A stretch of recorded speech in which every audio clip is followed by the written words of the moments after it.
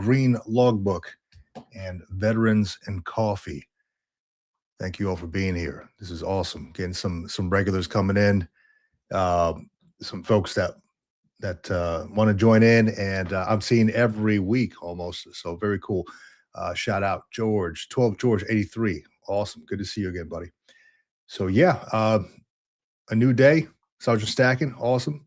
I told you I found your YouTube channel, man. Awesome. So good stuff, man. Good to be here with you all. I got my coffee in hand. I got my black mug today. Again with the dark roast, a little bit of half and half, and I think I throw in some cinnamon in there every so often, just for a little bit of taste, a little bit of flavor. But curious what everybody else is drinking out there. Don't make me be the only one drinking out here. Let's see what we got. Semper Fi, Big John Lou, Semper Fi from Phoenix. Awesome, man. Good to have you, bud. Good to have you. So yeah, today water, right there you go. Got to hydrate or die, dude. If you're not hydrated, you're dying. It's a big thing. Drink water, change your socks, as Doc said. So a big thing today is went to the VA yesterday. So they gave me a call a few weeks back asking me if I'd be interested in stopping by for an orientation on the whole health thing, the whole health VA program. And I've talked a lot about it, or not a lot, I've talked a little bit about it.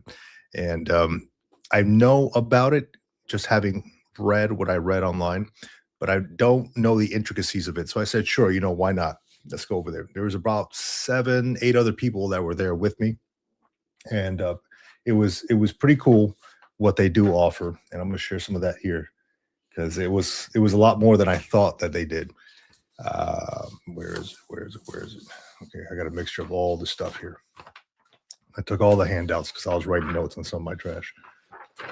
Here we go. So they gave me these handouts: vocational assistance, community-based employment services, transitional work, which is pretty freaking cool. And I'll talk a little bit about that. The work readiness workshop and veterans entrepreneur workshop, which I'm looking to jump into myself. But just really quick, want to touch on transitional work, and maybe I can find it here. See, if I was doing this on a Sunday, I'd have John here, and he could hook me up with finding these websites and all that. But he's doing his thing out in Italy. So transitional work, pretty cool. I'll just kind of read off a little bit of what they do. Designed for veterans with mental health or physical limitations who may need a more gradual transition back to work. So how they explained it to me was, if maybe you have a gap in your employment and maybe you're trying to go back into work and things like that are keeping you right from gainful employment where you want to be. You have a gap in your employment or you want to transition gradually into something else. They got stuff where it's contracted VA placements. You can go work at the medical office. You can go work at the cemetery, different places that the VA runs where you can go work in there. They give you a stipend, non-taxable, of $16.50 an hour, up to 20 hours of work per week, up to 40 hours per week at national cemeteries. And it's for participation of 6 months or less. So big stuff with that. A lot of folks, some folks in the actual class were interested in that too, because they're like, yeah, they've been out of work for quite some time. And I don't know, I've not been out of work for too long, right? I still kind of do my own work here and there through contracts and all that. But as far as like W-2 work, I'm sure that companies want to see a continuation. If there's a big gap in there, they're going to want to know why. So this kind of fills in the gap. Hey, I was working with the VA, and here's what I did. I was a groundskeeper, or I was an admin assistant, or whatever the case may be with the VA. So very cool stuff. Very cool stuff. Real quick, the comments. See, Navy Cop. Hey, welcome back, Navy Cop. Morning, Vic. Only on for a short time. Power outage in Northwest or Southwest Washington. 300,000 without power at the peak. Wow. Bored to death. Wait. Oh man. When I'm bored, I just start drawing stuff in my little logbook. So, hey, hopefully everything works out well, man. Hopefully you're not without power or your power comes on soon. So that sucks to hear, man. Says I haven't looked at the whole health portion in a while. We'll check it out again. Yeah, it's definitely awesome. An awesome program. Big John Lou says heard good things about the whole health program, but I have not used it myself. So part of the whole health program, I was at the VA getting a blood draw. Gosh, it was probably sometime last 2 3 weeks ago, maybe. And as I was walking out, I saw this group of folks sitting there, like in the VA lobby, and they were playing these flutes. And it was just cool to hear, right? Because it was like, just one note, it was in sync. It was nice to hear. And I thought, man, that sounds really relaxing. So uh I stopped by and I just asked some questions like, hey, is this like a group? Do you guys play together or something? Or what? The guy was explaining, the guy that runs the group, he's like, no, no, this is part of the VA. And they go through this flute company. It's like handmade flutes and all that flute company in Washington State, and they actually provide the veterans a flute, and then there's an 8 week um, time frame that where they have to show up for the next 8 weeks, and they just play together. And it was so cool, right? I went yesterday for my first lesson for my first group meeting. People open up with how their week went, similar to like Veterans of Coffee, right? People open up with how they're doing, how their week went, and they invited over other people who are just starting out the program, and they actually here. Let me show you. Very cool. It's Native American flutes, and they provided me one of these on the spot. They have like a stock of these in the back, and it's all cedar. It smells amazing, right? But very cool, very cool. It's part of the whole health program. It was listed under thing on their brochure. Um, Let me see here. I'm gonna scan. I should probably just scan this and put it up somewhere like Google in the Google Drive or something like that. But they gave me so many different resources, like free stuff for veterans. There's like a woodworking shop and a wood turning shop and stuff. Guitars for vets, music therapy, stuff like that. Very cool stuff. Yeah. So there's like service dogs, places that I'm sure people out there have heard of all these things. Like you can get service animals. There's art instruction if you're into that stuff. There's photography.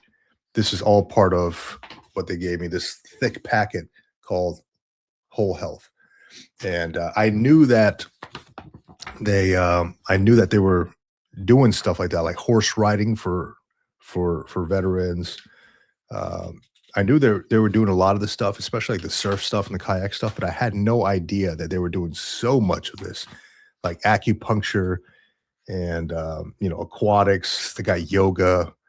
Um, there's another one that they gave me. Sure, where's my little green logbook here? Keep this guy with me at all times, little green logbook. But there is a free resource if you're into like yoga and you don't want to really pay. The VA's got you covered. It's called, if you Google Practice, Practice, they can give you a VA membership there. So they completely free. The guy was just scrolling through the website. It was just all like yoga stuff for veterans. And he's like, yeah, there's an option for free VA membership on there. So Practice, Practice. That's something I haven't done in a long time is yoga. I try to do like meditation stuff every so often, but damn it, it is tough. It is tough sometimes because I get really distracted. We'll go into the comments really quick. What? Hold on. Am I reading this wrong? I have a wood fireplace insert, so the cats are quite content. Okay, I read that completely wrong. I thought you put your cats in the fireplace. Weird, I know. Again, I read it wrong. This coffee's not hidden yet. You would never do that. Oh man, Sergeant Stack in the Green Logbook, aka the Green Monster. Absolutely, man, absolutely. You know exactly what I'm talking about. I got loads of green logbooks. The idea behind that was I kept all my green logbooks from when PFC all the way up to Chief Warrant Officer 3. They're all in my garage and shelf. I kept them all itemized by the date, and just something to look back on. It's cool to go back and see what I was thinking about when I was a PFC or a sergeant or a staff sergeant or a ward officer, things like that. So the green logbook. I figured I'd call the channel that. Um, Let me see. Navy cop. Yeah, the flutes are really nice, and they're made right in your backyard somewhere, man. It's called the place that makes them is called Stellar Flutes, and they're run by, I want to say it's an Army veteran. It's this Native American style flute run by an Army veteran. The whole company's run by this Army veteran up in Shelton, Washington. I'm not sure exactly where that is. You might know where that is, but they work with the VA directly, and they hook up these veterans with these flutes. So awesome stuff. Um, yeah, yeah, Big John Lou, you know exactly what I'm talking about then, man. I heard a Native American play the flute in Lower Antelope Canyon. It was so cool. Yeah, yeah. So that's what intrigued me, man. I heard the flutes and they were playing it all in sync. It was like all one note, and I'm like, that sounds cool. Let me ask about that. And sure enough, they're like, yeah, it's free. Just got to dedicate 8 weeks to it. Come on through. Absolutely. Let me see. Navy Cop says, it seems expanded from what I saw when I last checked it out. I wonder how much of your packet is local VA versus national. Yeah, so they gave me a couple of local spots as well. So I'm sure that Washington State has a few things up there.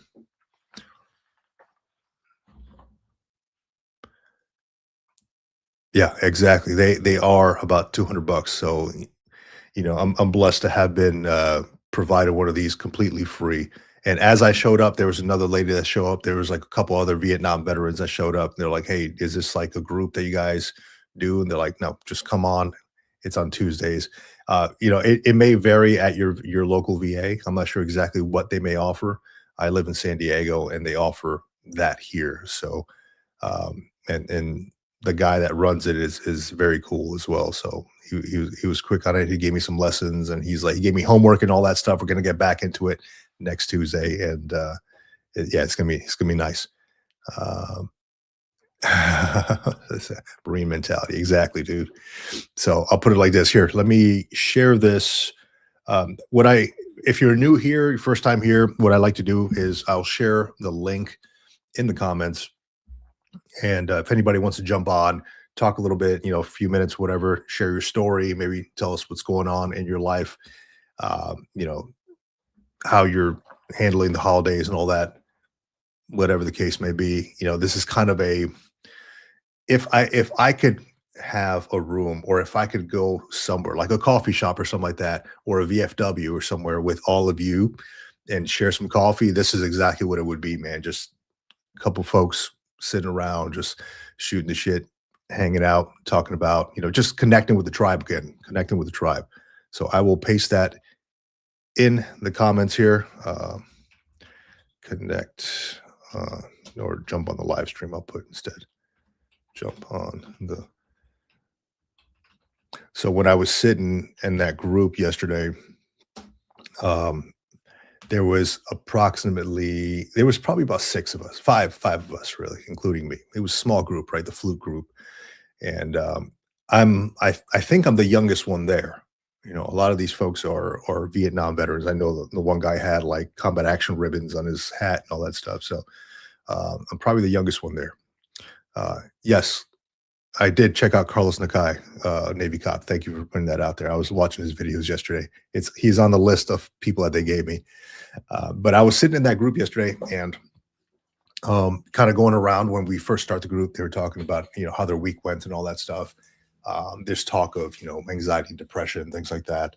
And one gentleman had mentioned how it's very rough for, especially around this time frame, for veterans around the holidays. Because this gentleman was probably in his 70s.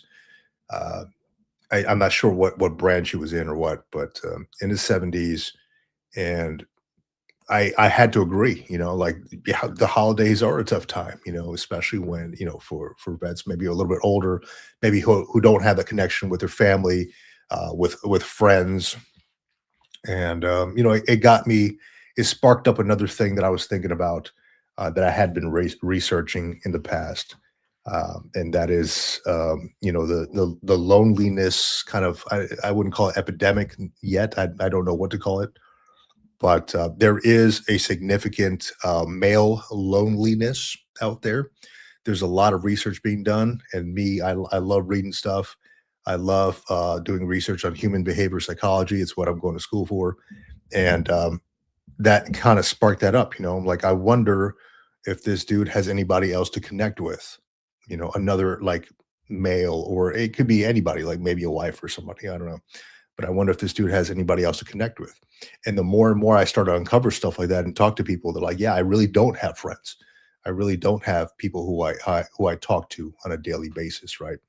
And kind of what sparked this kind of veterans coffee thing, like as a way to connect. Uh, but there's a big community out there of folks who don't have somebody to connect with, on a daily basis, on a weekly basis. So here, real quick, let's bring John Lewandowski. What's going on, John? How you doing, man? What's up, Vic? How are you? Hanging out, man. Can't complain, dude. I woke up this morning. Feel good about it. Yeah. Cheers to that. I got a cool cup here with some coffee in it. Freaking mug, dude. That's awesome. Yeah. So how's everything, man? How's life? You're new here. I haven't seen your name around before. I have not been on here before, so Awesome. I saw it pop up, saw it coming on, going live in like 15 minutes. So uh, pretty cool to have this. Yeah. And thanks for letting me hop on. I'm in the Phoenix area, Awesome. uh, and I guess you were in the Marine Corps, made it to CW03, right? That's right. That's right. I retired in December of 2023. Nice. Okay. Yeah. I too made it to CW03. I retired Oh, right on. um January of 2014, so I'm a few years ahead of you. No, all good, man. All good. Yeah, excellent rank, dude. Excellent rank. I loved my time in the Yep. Marine Corps, but it was right when I don't know. I'm sure you had a goal of how many years you wanted to serve. I had a goal. I'm like 20 years, and I'm good. And because I really want to focus on the kids, I want to focus on. I want to be young enough for like something else, my next career, if I choose to, right? And yeah, that was it. That was always a goal, and I hit it. I was Chief Warrant Officer 3, and I'm like, okay, well, I guess that's it. A lot of folks were like, "Hey, look, you don't want to stick around because you're the next guy in line for '04, Chief Warrant Officer 4." And I'm like, "Nah, not really, dude." I mean, at that point, they'll send me back to Camp Lejeune or shit, even because there was a spot for a 5 that we needed, so they were sending the Mhm. 4s up to the 5 spot at the Pentagon, Yeah. or at headquarters Marine Corps, right? So I'm like, "No, dude, that's where dreams go to die, man.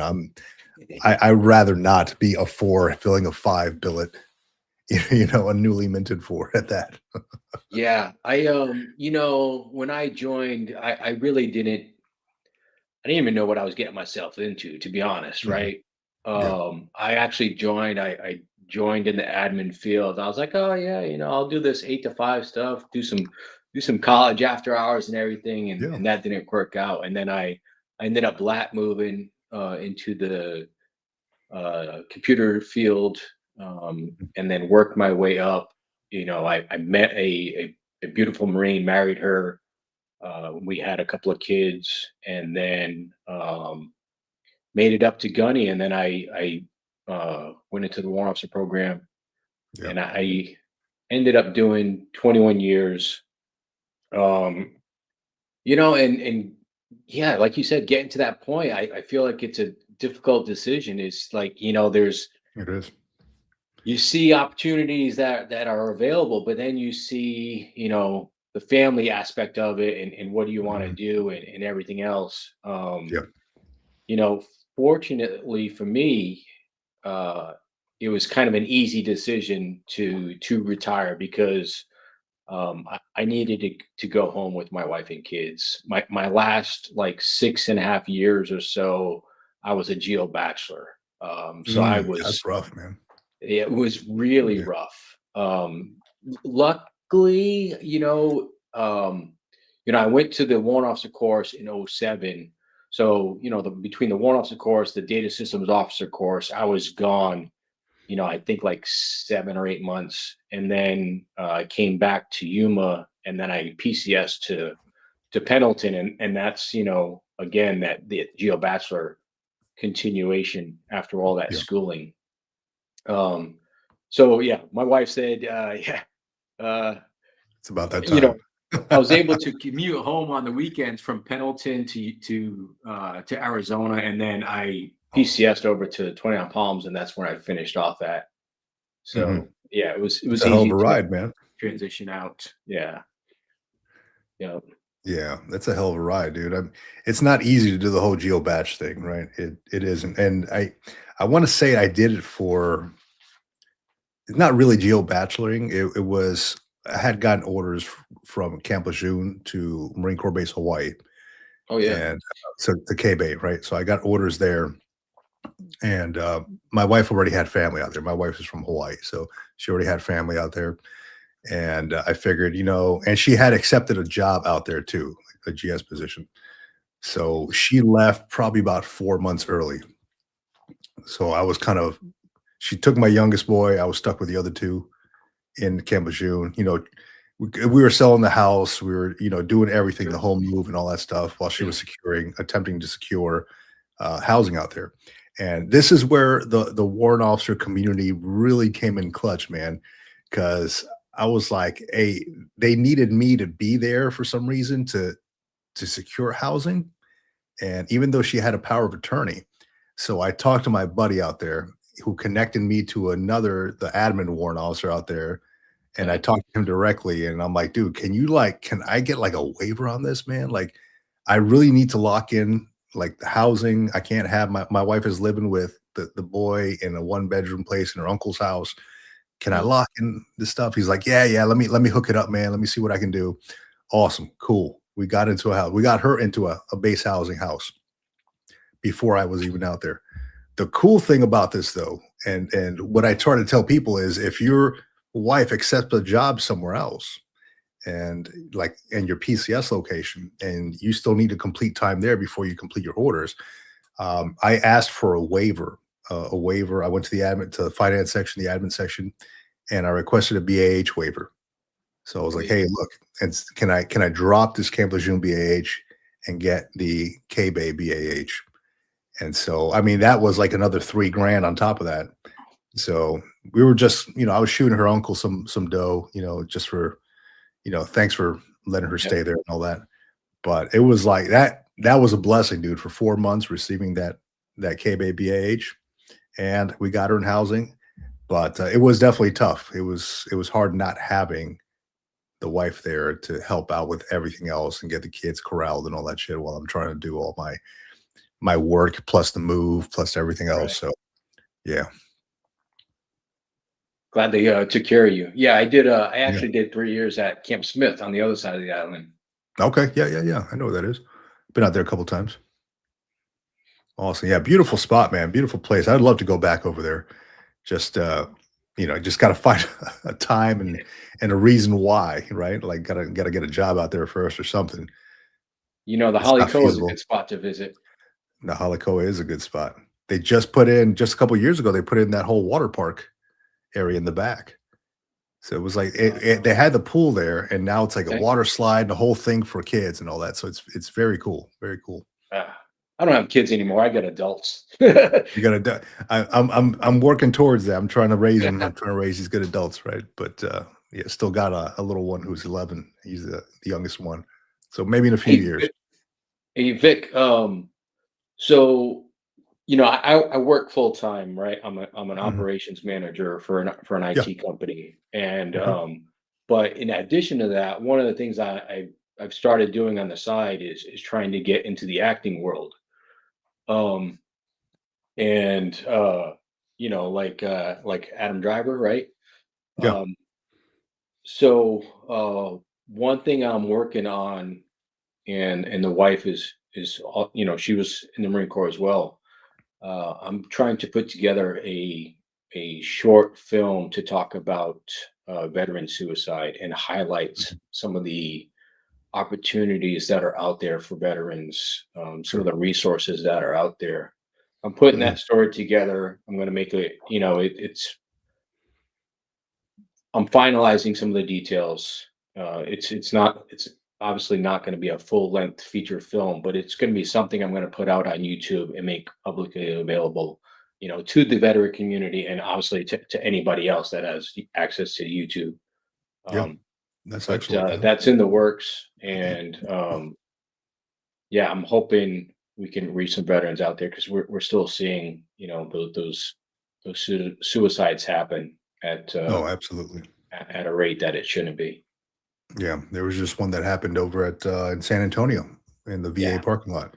Yeah, it's Yeah. unfortunate, man. It really is, and it's admirable that you're doing that, man. Have you looked at? Oh gosh, what's the name of it? There's a film festival here that they hold every year. It's called the GI Film Festival in San Diego. They hold it downtown. A lot of like Rob Riggle has showed up to this thing. You know, Rob Riggle, the Yeah, comedian yeah. actor. Um, but there's a lot of it's a lot of like independent films. Yep. We just had gosh, it was two ladies that filmed Atomic Heroes or Atomic Voices. I can't recall the name of the documentary. I think it's on Netflix now. We just had Okay. them on the podcast. So I run a podcast with an Army Chief Warrant Officer 3, retired, on Sundays called Military Retirement Podcast. And Oh, cool. so I streamed like this right here. I stream it to both the Green Logbook and Military Retirement Podcast. And they came on there. They talked about it. They essentially what it was is one of the ladies had her her great grandfather fought in Pearl Harbor on the Japanese side, and another lady, they're best friends, but her great or grandfather or somebody fought on the American side. So they were telling the story how they connected. It was very powerful, very Yeah. powerful. Yeah, and they essentially went back to Hiroshima and Nagasaki and saw it all. It was really powerful. But we had them on the podcast. They were able to do it. If you watch that video, they were like, we didn't know where to start, and we just had to like raise funds, and we had to find somebody to film this stuff. Like they started from like zero, and they made it to like PBS, and I think they're on Netflix now too. So very cool stuff. Um, we also had another dude who I don't know if you've seen. There's a show called Office Joe on Amazon, and it's supposed to be like I think it's an army dude who it's kind of like you've seen The Office, right? The Yeah. show The Office. It's kind of like that. It kind of Okay. follows around this dude, kind of dorky guy, but it does a lot of the zoom ins and all that stuff like The Office does. But this guy is like just an army dude. It's called Office Joe, and the director there or the producer for that show, we had him on the show. His name is Nick Palmiciano, and he'd probably be a good person to connect with as well because he's always hanging around with the mandatory fun day guy, and yeah, he's always hanging around with these dudes like Tim, whatever his name is, that Army Ranger guy.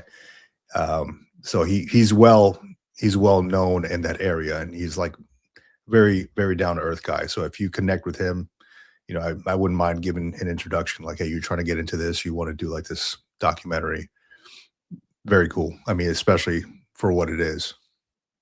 Appreciate that, Vic. Thank you. Yeah, man, absolutely. Here, actually, take down my email, dude. It's the green logbook at gmail.com. Nothing crazy. I got to keep it Barney style. So the Yeah. green logbook at gmail.com. And yeah, we'll talk offline a little bit about it and see what we can do. Awesome. Yeah, I'm Cool. all about getting the word out about this stuff, man. Thank you so much. Yeah, man. Real quick, any plans for the holidays? I'm staying in the Phoenix area. My Mhm. oldest brother, who still lives back in Rhode Island, where we're originally from, is Yeah, coming into town. So we'll just spend some time with him and his family and enjoy it. right on, man. What part of Rhode Island? Providence, No shit. Okay, I spent a lot of time in Providence. I've been out there really? many times. Yeah, so my school, I used to go to a lot of schools out, like MOS type schools out Yep. in Newport. Oh, of In course, yeah. Newport. Yeah, so right over the bridge, right? Um, Rhode Island is tiny. I've gone Yeah. from the airport and ended up in Connecticut somehow, and, I didn't know. I'm like, I there's supposed to be a bridge somewhere around here, so so get back to Newport. But yeah, I spent a lot of time out in Providence, and when I was younger, what was it? It was, they had that mall out there. I went down to some pizzeria at some point. Weird story, but sat down and these dudes swear that these old guys swear that they were like Italian mafia, and I'm sure that there was some kind of connection there. But Dude, the yeah. guy, yeah, I was sitting down, I was just eating a pizza, and the guy sits down. He's got his like little hat on, these glasses, and he's like, "Let me tell you a story. You know, this used to be harder than Capone's place." You know, he's just going on, and I'm like, "Is this guy messing with me?" Or, but come to find out, he probably was legit. No, it's Yeah. definitely some truth to that. There was, when I grew up, right, everybody thought they were connected, especially, all my Italian friends. Mhm. And then if you remember in the movie Departed, right? Mhm. Yeah. Um, Leonardo DiCaprio gets in a fight with those two guys from Providence. Yep. Yep. Um, and uh whatchamacallit had to take care of it for him. So yeah, there's Mhm. definitely some history there, and we go back to the mayor being corrupted and everything else. So Yeah. interesting stories there. Yeah, it was very interesting. I mean, I was younger. I was like 21, and I was like, "Man, I don't know if I should give this guy the time of day." But he was like an older dude. He was probably 70. He's like, the stuff you see here is it's so cleaned up now, what it used to be back in the day." And he's just going through all these stories. I'm like, wow, if it's credible, that'd be amazing. Yeah. Um, yeah, and they had like, it was random because they had like these supermodel girls looking type girls working inside, and I was like, what kind of a joint is this, right? Like, who's working here? It looked like a front for something else almost. Probably. Yeah, yeah, I'm sure. But yeah, man, no, that's awesome, dude. It's small world, right? Up in Providence, Yeah. I've been up there many times. And Phoenix, I'm sure Phoenix is it pretty hot out there now? It's currently 60 degrees according to my laptop. So yeah, been a warm few days. Yeah, not bad, man. That's been we were considering, we have a friend who moved out to Arizona to what's the other big town out there?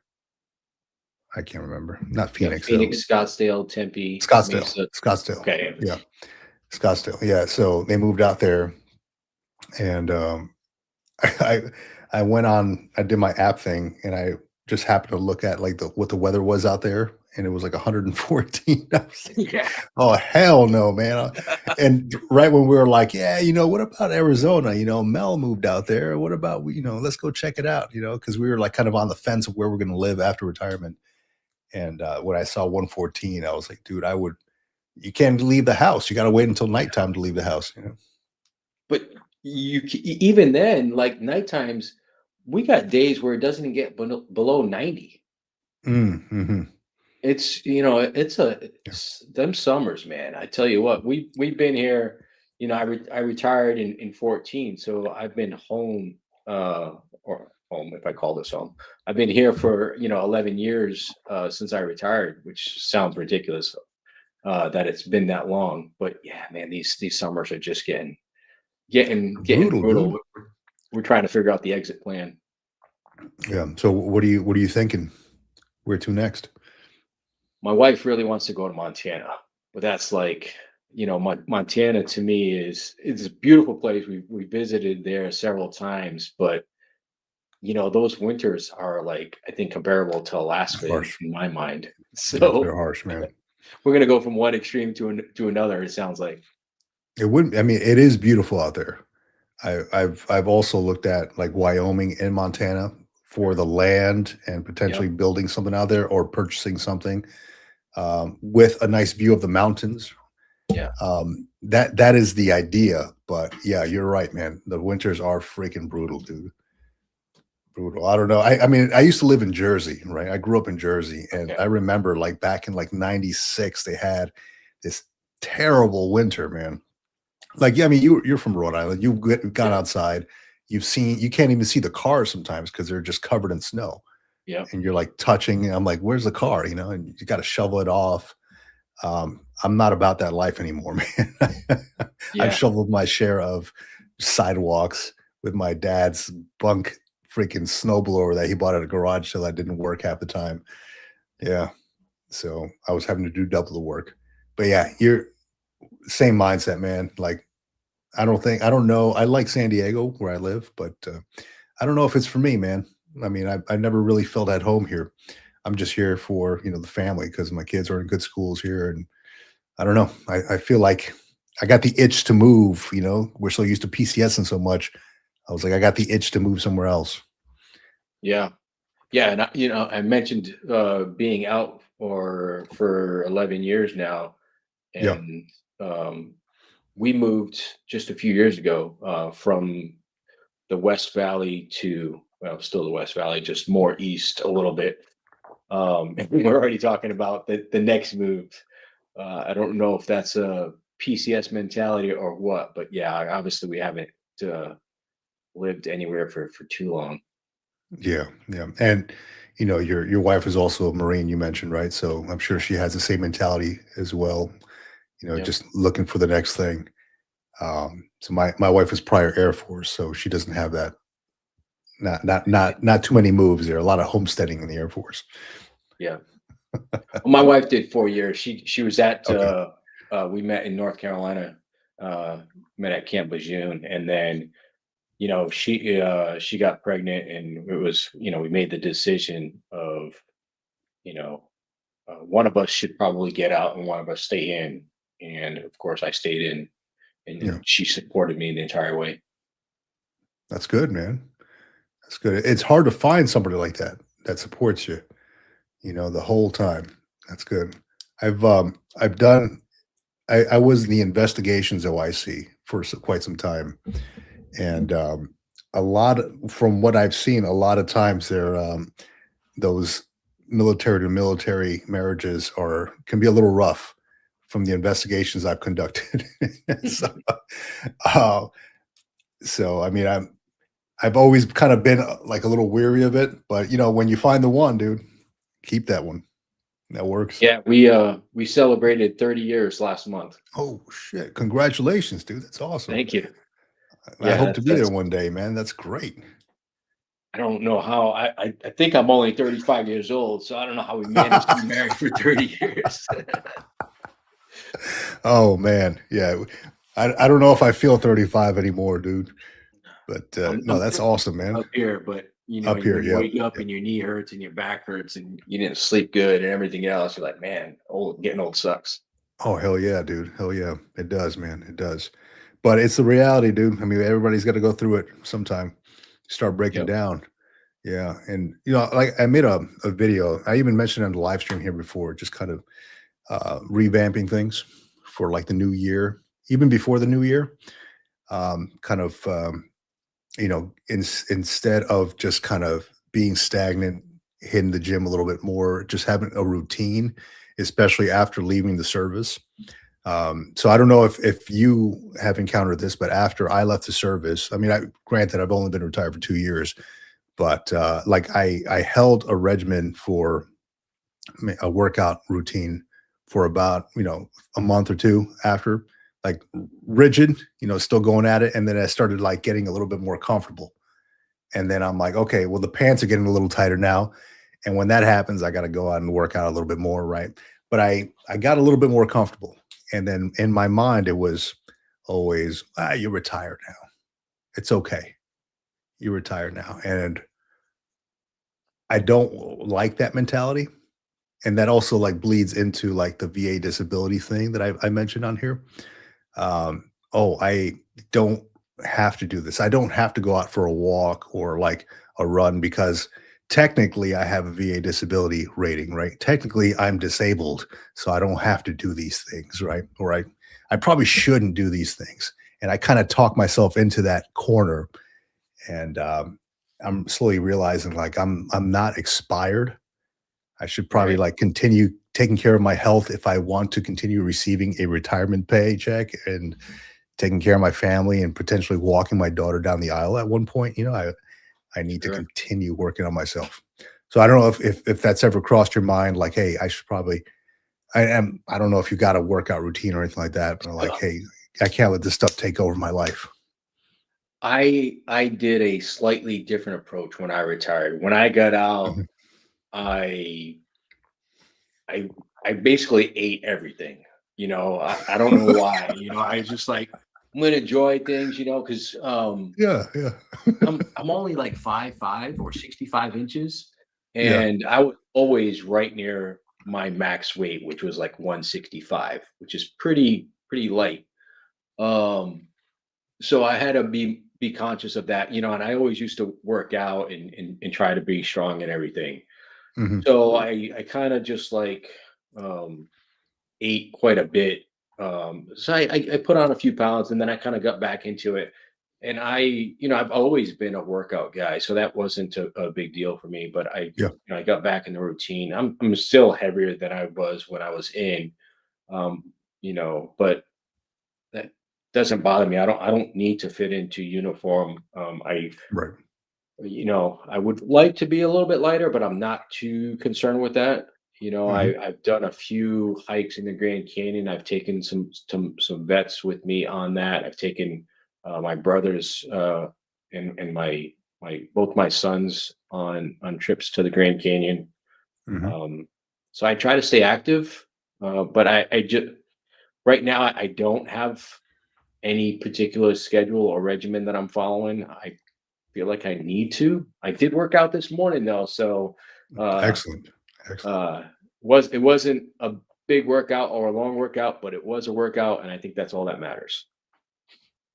No, that is all that matters is just getting a little bit out there. The big thing for me was making sure that this continues. This right here, this ticker right here continues on for as long as possible. Um, I've come across and doing something like this, like the Veterans of Coffee, and then connecting with folks at the VFW. I'm kind of like I like to connect with folks. I'm very, which is weird because I'm very introverted. I don't like to be around crowds or talk to a lot of people, but uh, when I get going, dude, and some coffee and some good conversation, I'm there. But I talk to a lot of folks, and they're like, "Yeah, I don't have to. I'm retired. I can't do what I used to." I'm like, "Is it because you can't, or is it because you don't want to?" That's the Yeah. thing. So, and I've seen so many things. I've read so many. I'm a big research guy. I like looking at like Google Scholar or scientific research and things like that, Harvard Business Review, things like that. And I often come across, the best thing you can do to make yourself as best as you can in old age is lift weights, right? As we get older, your muscles become weaker. You have to work on these things as long as possible. And so even at my gym, I go to the gym and I see like these 80-year-olds. They're not lifting heavy, but they're lifting. They're getting some movement in. Mm. And I'm like, man, versus like some of the folks I see like anywhere else, go to Walmart, you got people with walkers and canes. I don't know what their disabilities are, but I'm like, I don't want to be like that. I'd rather be, have my movement in. So I got to start now because I'm already feeling the aches and pains. And I'm like, I got to start this now or else it'll never get better. It'll just continue to deteriorate. So, no, Hey, that's good on you, man. so you mentioned the ticker, right? Which is Yeah, a very important part of our body, right? Probably absolutely. second to the brain, right? Um, a few years ago, and January will be, I think, it's either 8 or 9 years for my dad. He had some chest pains and everything, and Mhm. they were recommending him to have quadruple bypass surgery, Wow. which is obviously very serious, and it requires a lot. In order for them to do that, they've got to crack open your rib cage, get to your heart. They pull some veins out of your legs, and that's how they do the bypass stuff. Mhm. Long story short, he opted not to do it. And what he did is he did a complete diet lifestyle change, and he basically got rid of meat and dairy. He's actually vegan, plant-based diet. And I know a lot of people hear the word vegan and they think people are kind of crazy and Yeah. everything else. I try to eat a vegan diet Hmm. because of the success that I have seen my dad have with it. And again, it's going to be, I think, 9 years in January, and he never had the surgery. He's in great health, and basically never looked back. So Wow. there's two documentaries out there. One called "What the Health" Yeah. and another one called "Forks Over Knives." Hmm. And they both talk about lifestyles and different things that people eat and so on and so forth. And there's some research that goes along with it, and it's pretty interesting stuff.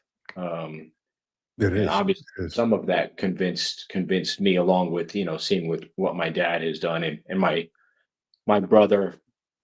Um, uh, One of my older brothers basically followed along with my dad right from the very beginning, and has great success with it as well.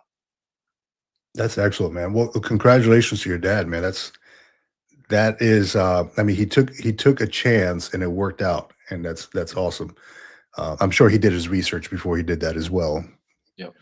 Yeah. So that's I hear it's tough too because I hear a lot of things like, oh, vegan's good for you, plant based is good for you, and then on the other side you hear, oh, the carnivore diet, eat nothing but meat and all that. And Right. I tried that for a week, and I'm like, this all right, this shit is getting expensive, man. Because I don't want to eat like the rubbery tough meats and all that. I want the ribeyes, right? I'll go to Costco, get the 10 pack.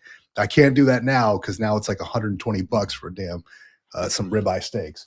So I told the butcher there, I was like, dude, when are you guys going to lower prices, man? Carnivore diet's going to get expensive here. Um, but yeah, man, so that I'm glad that you brought that up because it is what you put in your body, dude. It really is. How you feed yourself. You know, if you're constantly eating sugars and breads and stuff all day, you're Right. not gonna feel good. You ain't gonna feel good. I've been there. I sometime last year, and my pants were feeling tight, and I had this thing where I'm like, I will not buy a larger size of pants, man. I'm good. I went from a 34 to a 36, and I'm like, 36 is where it's at, man. I ain't going to 38. I used to be like a 40 before I joined the Marine Corps. And I'm like, yeah, Mm. I ain't going anywhere near that. Right. You So know what's interesting is if you go overseas, like especially to Europe. We did a Europe trip just this yeah. past May, and they're not heavy like we are. Mhm. So something in the American culture, whether it's the culture, whether it's our lifestyle, or whether it's just what we what our Food and Drug Administration has allowed for us to consume, is really causing us to have an obesity problem and health concerns. Yeah. No, I agree. There is a good documentary, and you sound like you like documentaries, so I'm gonna bring it up to you. It's Yep. called Blue Zones. Oh yeah, yeah, Blue definitely Zones. familiar with that one. Blue Zones. So Yeah, you've been out to Japan, yes? I think you yeah. mentioned that. I was on Japan, right? Okinawa. Okinawa. Okinawa is a perfect place because Okinawa is a blue zone, right? Exactly. So how many heavy folks have you seen in Okinawa? Like Dude, obese? yeah, none. Not many, not many. What do you see them doing in the morning when you wake up for PT in the morning? There's probably at least I've seen like 80-year-olds outside walking like up the mountains or whatever. Just you pass by them. Ohio gozaimasu, good morning, and then they return the gesture and then you keep walking. But it's an active lifestyle and they don't consume a lot of like the trash that we consume over here. It's Right. like they say that when you go to the grocery store, the best parts of the grocery store are around the ends of the grocery store, right? They got like the dairies and stuff like that there, but they also have all the fruits and vegetables and stuff on the outsides. I've always heard that those were the best, right? The worst are the ones in the middle where it's all boxes and all that crap, processed Right. foods.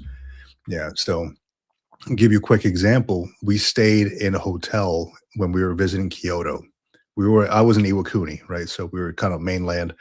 I was visiting Kyoto, and we stayed at this traditional Japanese hotel. It had like the tatami mats and all that stuff. We wanted to try it out as a family. It was cool, right, to try it out. And they had a morning breakfast. I was like, cool. We chose that one specifically because I got kids. It's good when they have like a breakfast at the hotel, like a buffet or something like that. I was like, all right, Sure. one less thing to worry about. So this hotel happened to have a breakfast in the morning, and kids were all excited. Oh man, eggs and bacon, all that stuff, pancakes. We showed up to the lobby, and it was like vegetables and fish and like like cabbage. And my kids look at me like, Dad, where's the eggs? I mean, they had eggs, right? But like, where's the bacon? Like they had these little sausages, but most of it was like actual like good food, right? It wasn't processed crap or anything like that. And that kind of like the light bulb came on. I was like, no crap, man. I've never had like a proper Japanese like breakfast. This is probably what it is, something light, something quick. Like when you go to Europe, I have not seen like I went to Italy. I've been to where else? Um, Gosh, I can't even remember Italy. But when I was there, it was like a quick breakfast. They didn't put that much effort into a breakfast. It was a they call it a cornetto, which is a croissant, Oh similar yeah. to a croissant, and a coffee. That was it. And you're on. You're going on about your day. But you're walking. You know, you're. It's more of a. What I found is it's more of a interactive culture in these Mhm. places, like in Europe. Not so much in Japan, unless you really know people. It's kind of hard to get into like the whole Japanese culture with other people unless you have friends already out there. But in the blue zones thing is what you eat, who you're around. Um, it really helps your mental health out with surviving long term. Yeah. And the fact that people like in Sardinia or in Greece or in Okinawa, like there's one in Costa Rica, there's one here in California in Loma Linda. Um, it's constant community feeling, connecting with other people, and what you eat, what you put in your body, and just walking. A lot of these Yeah. folks The just activity walk. factor has to be there. That's it. Exactly. So I'm like, well, if I'm sitting down all day, I mean, I I can look outside. I don't see many of my neighbors going out too often, unless it's in the morning walking their dogs or stuff like that. Yeah. I can be honest. I don't know half of my neighbors here. Right? We moved in a couple of years ago. I don't know half of them because I don't know what half of them look like because I've never seen them out of their house. Right? And that's the reality in like American culture. Like that's anywhere. When I lived in Camp Lejeune, when I lived in Hawaii, less so in Hawaii, but that's anywhere. And I feel like it might be like just an overly comfortable thing. Like I'm comfortable in my house versus when you're in Japan or when you're in Europe, it's like you Yeah. live to be outside, you know? Yep. When we did that Europe trip, we went to Paris. We actually went to Normandy to go check out that, and that was amazing. And then we Wow. went to a couple of different spots in Italy.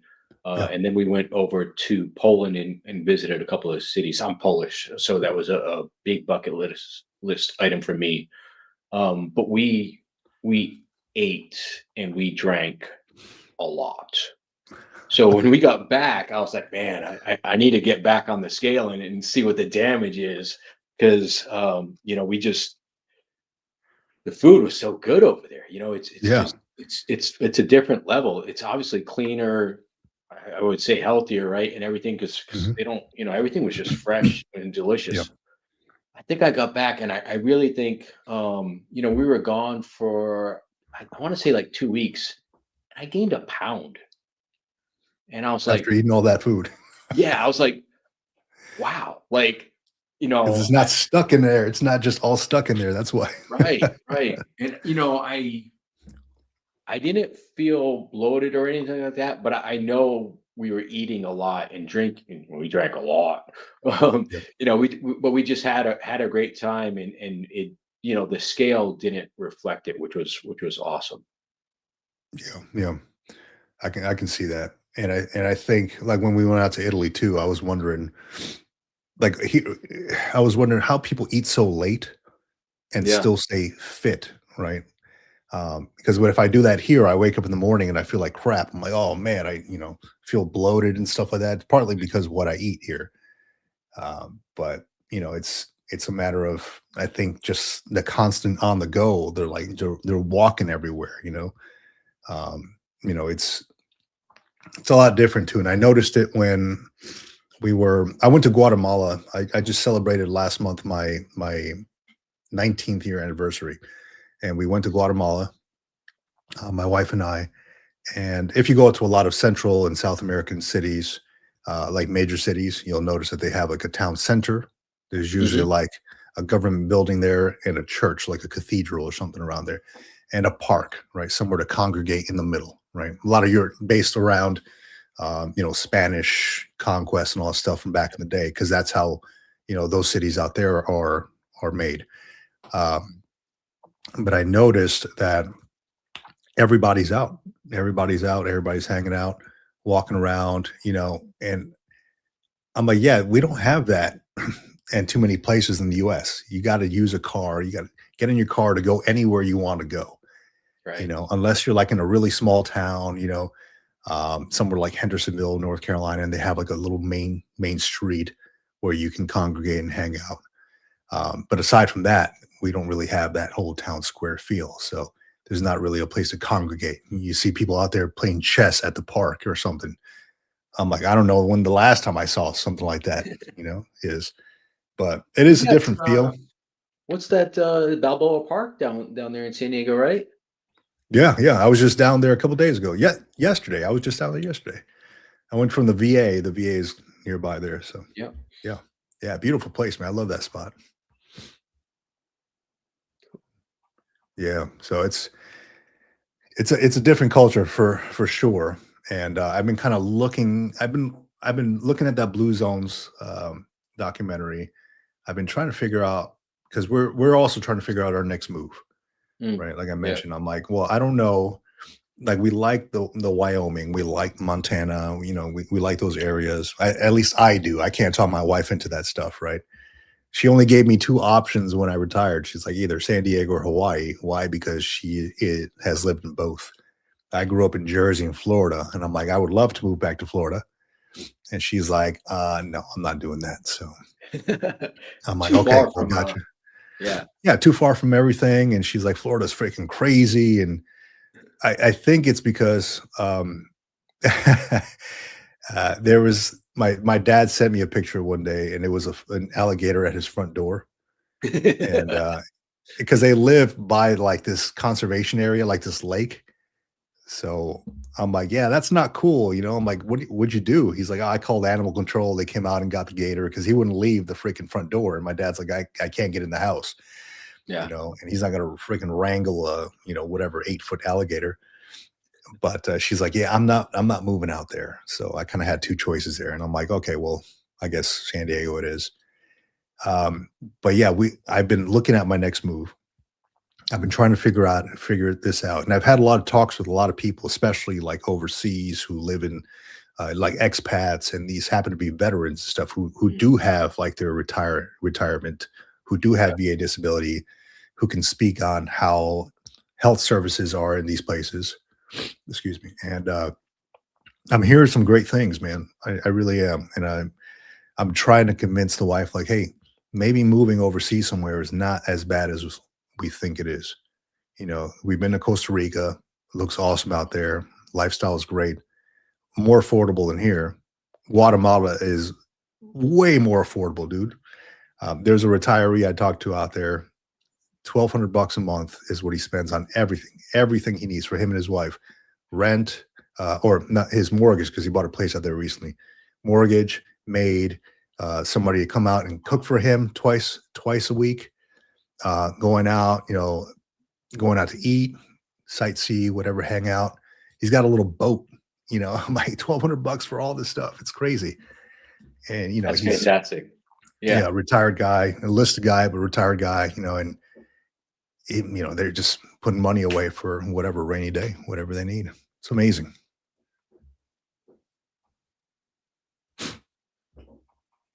Real quick, checking out some of these comments here real quick. Holy crap. Yeah, There's a whole lot of them. I'm in the StreamYard site, so I'm not seeing Oh yeah, so that is the software I use. And okay. so I usually keep both of them open. I got the YouTube one open. So I got all my comments on the StreamYard. I can see all the comments on here. Oh, okay, yeah. There's like a little tab on the top right that says comments. So it opens up all the Yeah, comments. yeah. It kind of mirrors what I have on the YouTube. Got it. But I just find it a lot more friendly to use than the actual just YouTube app, because I can bring people on, I can talk to folks, I can, put stuff on the screen if I want to. It's been hit and miss trying to work out with different softwares, and it seems like StreamYard is probably the easiest one to work with. Looks good. Yeah, I apologize to anybody that's been posting in the comments. I didn't have that option clicked open. Let me see what we got here. I'll put some up on the screen here. Let's see. Jason talking about eating crayons. Oh yeah. I haven't had the pleasure of, well, no, I have had the pleasure because I'm sat next to this. Yeah. So it was just at this last Marine Corps birthday. Okay. And I was at the VFW, and I was sitting next to this one like extra motivated retiree or veteran. I don't know what he was. And dude still had his high and tight and all that stuff, and he had, I'm sure he had a couple drinks in him, and he's sitting there and he's eating these crayons, but they have like bubblegum crayons scattered around the tables, but he was eating the wrong ones. He was eating the actual fucking the wax crayons. And then he's like, I knew there was something wrong with this, because I pointed it out. I was like, dude, I think you're eating the wrong crap, man. He's like, I knew there was something fishy about this. And then I'm like, hey, man, here's the other ones. He's like, I'm already halfway done. I'm just might as well finish it. I'm like, well, don't eat that stuff. He's like, come on, join me, devil dog, join me. And I'm like, all right, let's. So I had a crayon, yes. I indulged in one with him. Quixote commented about, is that where the shooting happened? Yeah, that the shooting at Brown University was in Providence. Mm-hmm. And Sergeant Stacking, hey, John Lewandowski here. Thanks for mentioning Patriotic Service Dog Foundation. Yep. Oh, Quixote's in Tucson. Nice. Yeah, there's always a good mix of folks out here. Navy cop is always around. He's always hanging out with us on the chat here. He's over in Washington State. A lot of good folks. In Great Falls. Yeah. This guy, Quixote Nuo. Please let me know if I'm not pronouncing that correctly, man. No crayons in Guatemala. Well, I don't know I'm sure they have crayons out there, but maybe not to eat. Let's see. Fort Bragg, North Carolina is where I was stationed. Absolutely. That's awesome, man. I had a Marine who was married to this Army girl stationed in Fort Bragg, and he would drive to Camp Lejeune. And I'm like, I think that's a 2-hour drive, isn't it? I think so. I don't think it's that far. No? I don't know. But I thought this dude was a little crazy. Yeah. It's a hell of a drive, though. Oh, Fort. Actually, I'll look it up here on the maps, man. I'm curious now. Maps. Let's see. Camp Lejeune. 70 miles. Okay. Yeah. So right about that. Yeah. Fort Bragg, North Carolina. 2 hours and 30 minutes. So yeah, he would drive that a couple times a week, because they had an apartment over there, and then he was renting out a room around Camp Lejeune. So yeah, big stuff, man. I'm not sure that I would make that drive. Yeah, that's tough. All right. Hey, Vic, I'm going to hop out. I appreciate you letting me hop on and chat with you. This was awesome. Just to shoot the shit a little bit. Yeah, absolutely, dude. Every Monday and Wednesday, I'm doing this thing. Um, especially, I think, especially now during the holidays, I want to get into it because a lot of folks are maybe don't have folks to connect with during the holidays, and this could be a tough time for sure for vets. Hey, can I give a shout out to an organization real quick? No, absolutely, man. Go ahead and do your thing. Merging Vets and Players, MVP. Mhm. Mhm. Um, there's 8 chapters. They do have one here in Phoenix. They've got, LA and Dallas, and obviously a few other ones. But MVP, there's a movie about the program on Amazon Prime, and it's also on Netflix. Check that out. It's free to join. And what we do, and I can really speak for here in Phoenix, is on Wednesday nights we meet at a gym Mhm. for free. We work out a little bit. The gym actually shuts down for our session. We Oh, get wow. 90 minutes, give or take. So we work out a little bit, and then we huddle up and kind of just talk to each other about wins or struggles or anything like that, and just kind of see how we can help each other out. And then we've also expand that. We do some community events. We just did an event at the Arizona State University, where they did some workouts around the football field. Of course, Pat Tillman, who was killed in action, they've Mhm. got a statue there, and they did some stuff to honor him there. So MVP is a great organization. If you guys are around one of those cities that have a chapter, I encourage you to check it out. Absolutely, man. I appreciate you for shouting them out. I'm always looking to connect with new nonprofits, maybe folks I haven't heard of before, and potentially have like a rep come on and kind of almost like this, kind of shoot the shit, but also talk about their nonprofit and how they're helping out veterans and in the community. So I appreciate you Cool. doing that, man. You put that on my radar now. Awesome. All right, I'm Awesome. gonna hop out, Vic. All right, John, man. Good having you, man. Stop by anytime, dude. Thanks, man. All Take right. care, Take it everyone. easy.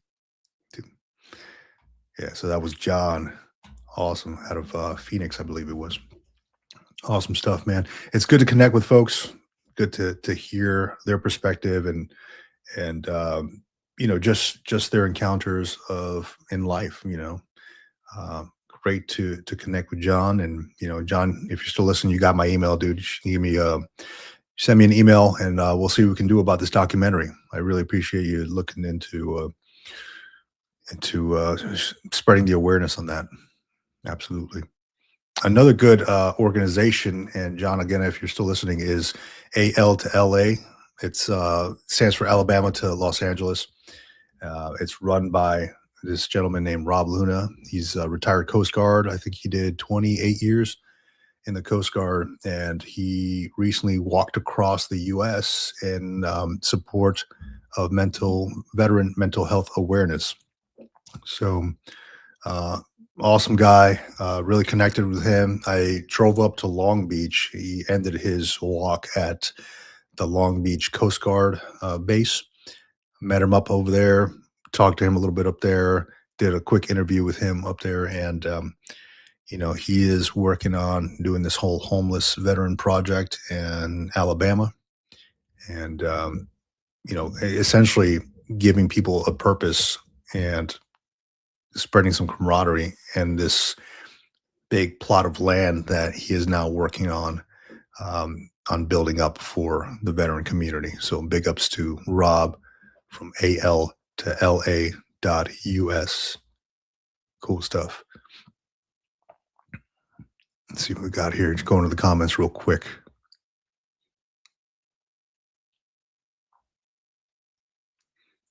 Boston Rob, good to have you, man. It says, good afternoon. I got a late start today. Had some errands earlier. Dude, you and me both, man. Trust me. I started a little bit earlier today at 9 o'clock versus the regular 9:30. Uh, but I I get excited about this stuff, man. I really want to jump on here and talk to folks, man. It's one of the highlights of my day. It really is. Excuse me. So I started off the conversation talking about VA Whole Health, and real quick, I'm going to touch on this. VA Whole Health is awesome. if you have not heard about that, please contact your VA about it. So essentially, what they do is a lot of the program is giving you. Let me see. Let me speak intelligently on it. I went to a meeting yesterday. It was a meeting at the VA, an orientation, if you will, and they gave me all these resources on vocational assistance services. It was essentially the VRD, what the Veterans Readiness and Employment is, um, but they're touching on the readiness portion versus just the employment so much. And with that, they were talking about vocational assistance services, community-based employment services, transitional work, which is awesome. I kind of explained a little bit what it is.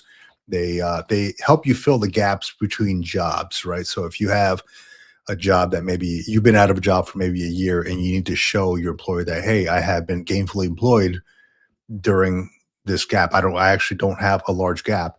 The VA will put you in this transitional work uh, up to 6 months. They give you a stipend, non-taxable stipend of $16.50 an hour, up to 20 hours a week if you work at a medical center, VA medical center, or up to 40 hours a week if you work at national cemeteries. And the goal with the program is to get you into a job within 1 to 6 months. Okay. And they just direct deposit all the stuff, all the money into your account. So very cool stuff. Transitional work, it's called. They got work readiness workshops and veterans entrepreneurship workshop, which I signed up for because I'm very interested in that. It helps you make a business plan, find out how to create a budget, business loans, and other funding options, see what laws and regulations are relevant, and how to bid for government contracts, which is huge.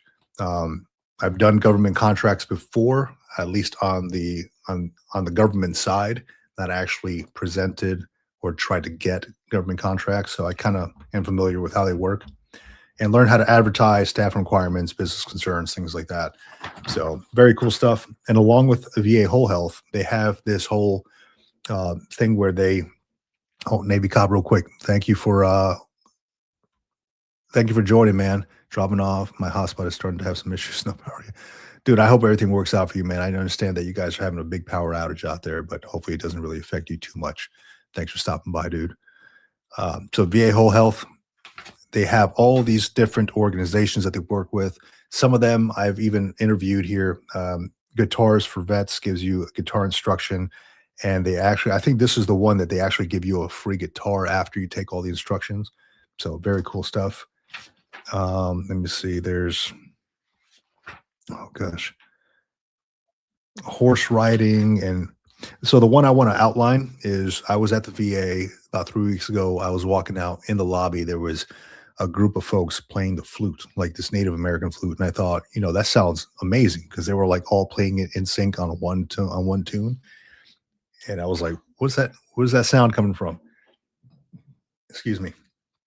And I approached the gentleman who ran the group, and he's like, hey, if you want to come by, it's on this day at this time. And sure enough, I showed up yesterday at the prescribed time. And he's like, hey, welcome aboard to the group. Here, as long as you can dedicate 8 weeks to it, we will give you this. And then they hooked me up with this cedar flute, this Native American style flute. The company that makes it is Stellar Flutes out of Stellar, Washington, I believe it is. Stellar Flutes, I might be saying it wrong. Let me see. They're out of Shelton, Washington. It smells amazing, but it was completely free as long as I dedicate 8 weeks to the program, which is just 1 day a week, and meet up with the folks. And it's just a group of people who, similar to what we're doing here, share about their experiences and then talk about music and then get instruction on how to play this thing. We're not doing concerts or anything like that. It's all for like anxiety and mental health stuff. So it really does help out, but very cool to have connected with these folks. And I think I was like the youngest one there. Everybody else was like a Vietnam veteran. At least they had their Vietnam veteran hats and stuff. So very cool to have connected with the VA and part of the whole health program. And they hooked me up with this. Awesome. I will continue on. Big shout out to the group. You know who you are.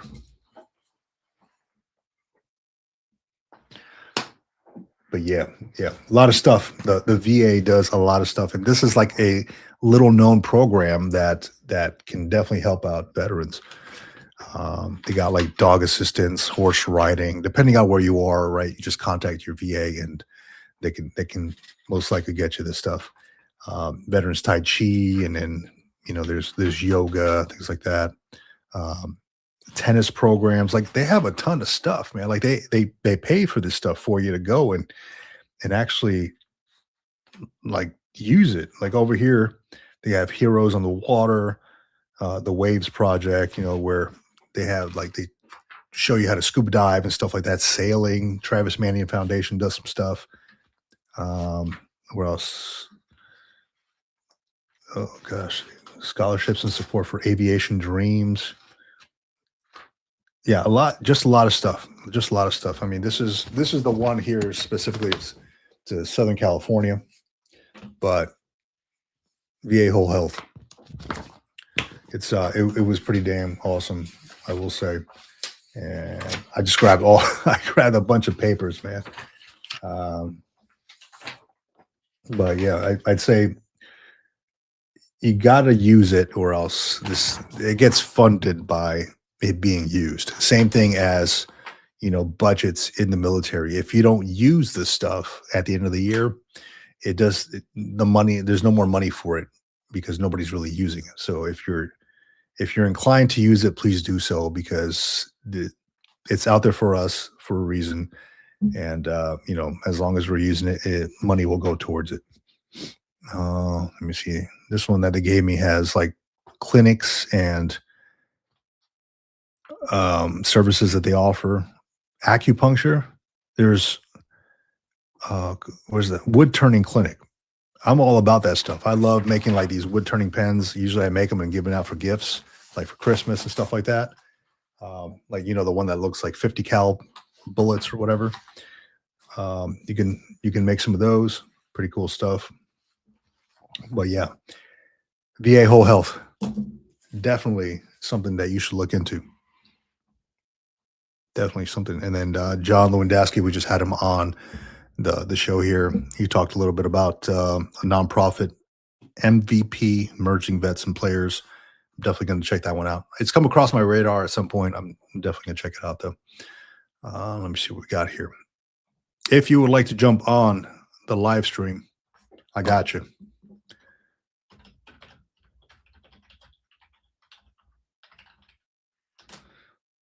Damn, I can't spell for anything. I thought the coffee would be doing me good now. Join the live stream.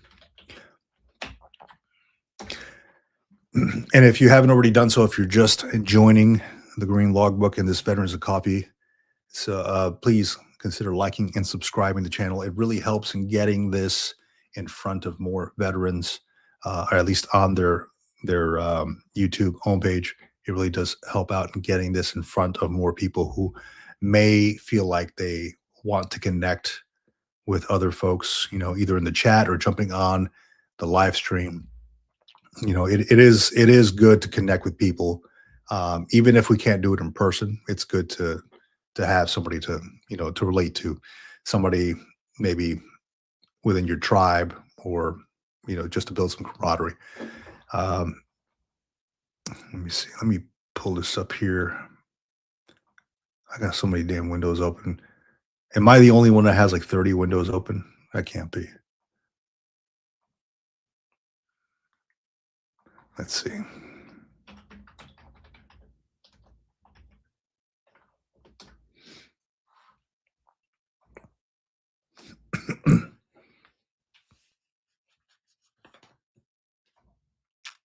So I was,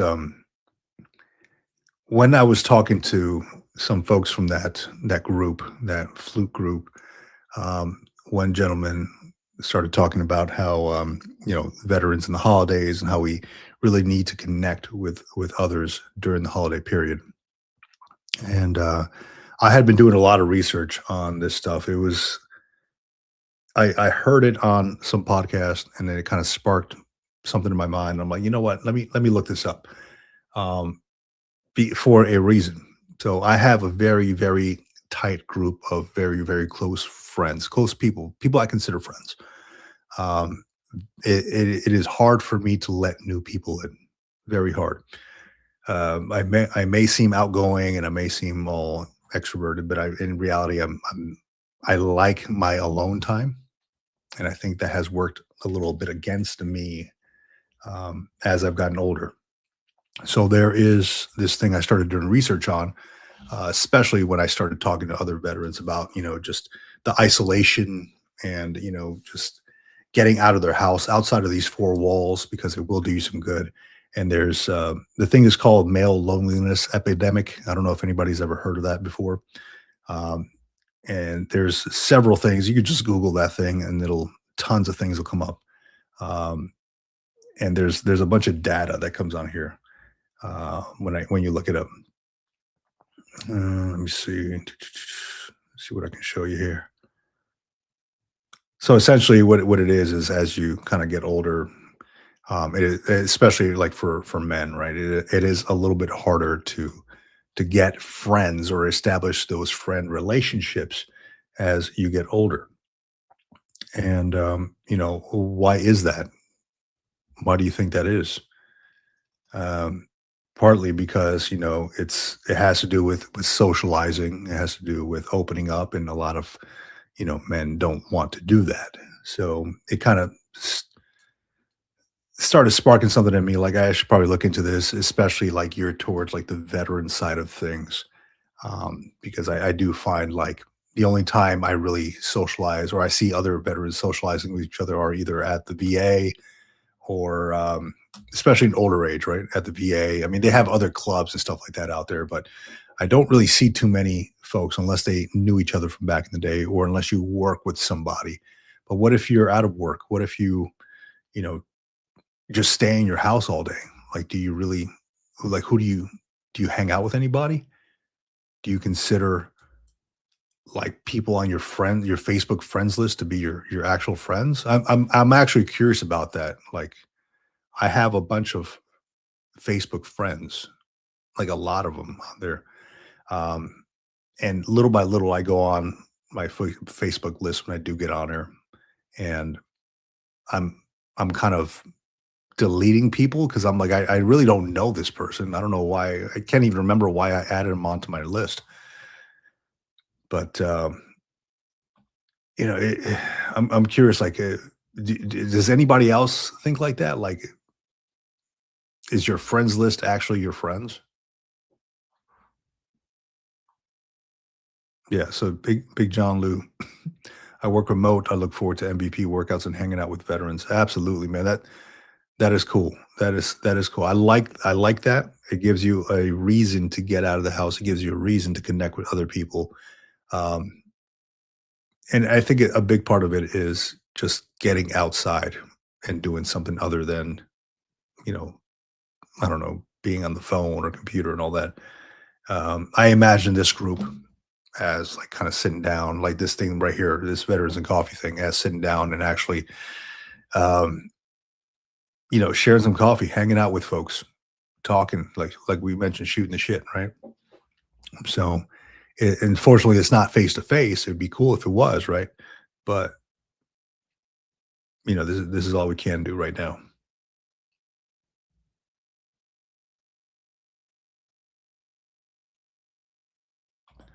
See what we got here. Curious if I mean if people care to share out there. I don't know if anybody does, but curious what your thoughts are on that. The whole friendship relationships as you get older, especially in the veteran sphere. Especially in the veteran sphere. And I'm kind of going off of what this one gentleman mentioned, that whole Vietnam veteran, the veteran, what he mentioned yesterday at the VA was, the especially around this time during the holidays, it's a little tough for veterans to connect with other people. And at some point, somebody mentioned that they don't have contact with their kids. Like their kids don't want to talk to them, so like they really don't have anybody. And I'm wondering, like, damn, that sucks. That sounds lonely as hell. I gave the dude my card, and I'm like, hey, look, man, check out the channel. stop by. Would love to talk to you. And shit, I'm gonna see him anyway at the VA, right? He's part of the he's, he's part of another group that I go to. So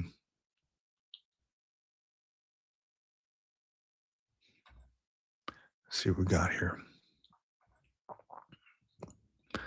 Going to the comments real quick. Man, I missed a lot of comments, dude. I missed a lot of comments here. Um, Navy cop. Check out R. Carlos Nakai, Native American flute player with several albums. One of my dad's favorites to listen to while he was getting more involved with the Blackfoot tribe in Montana. Awesome, dude. Awesome.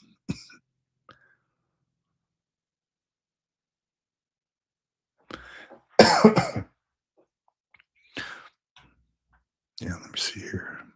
Mo Perspective, welcome back to the channel. Good to have you. Always nice to have you. Thanks for stopping by. Let me see here.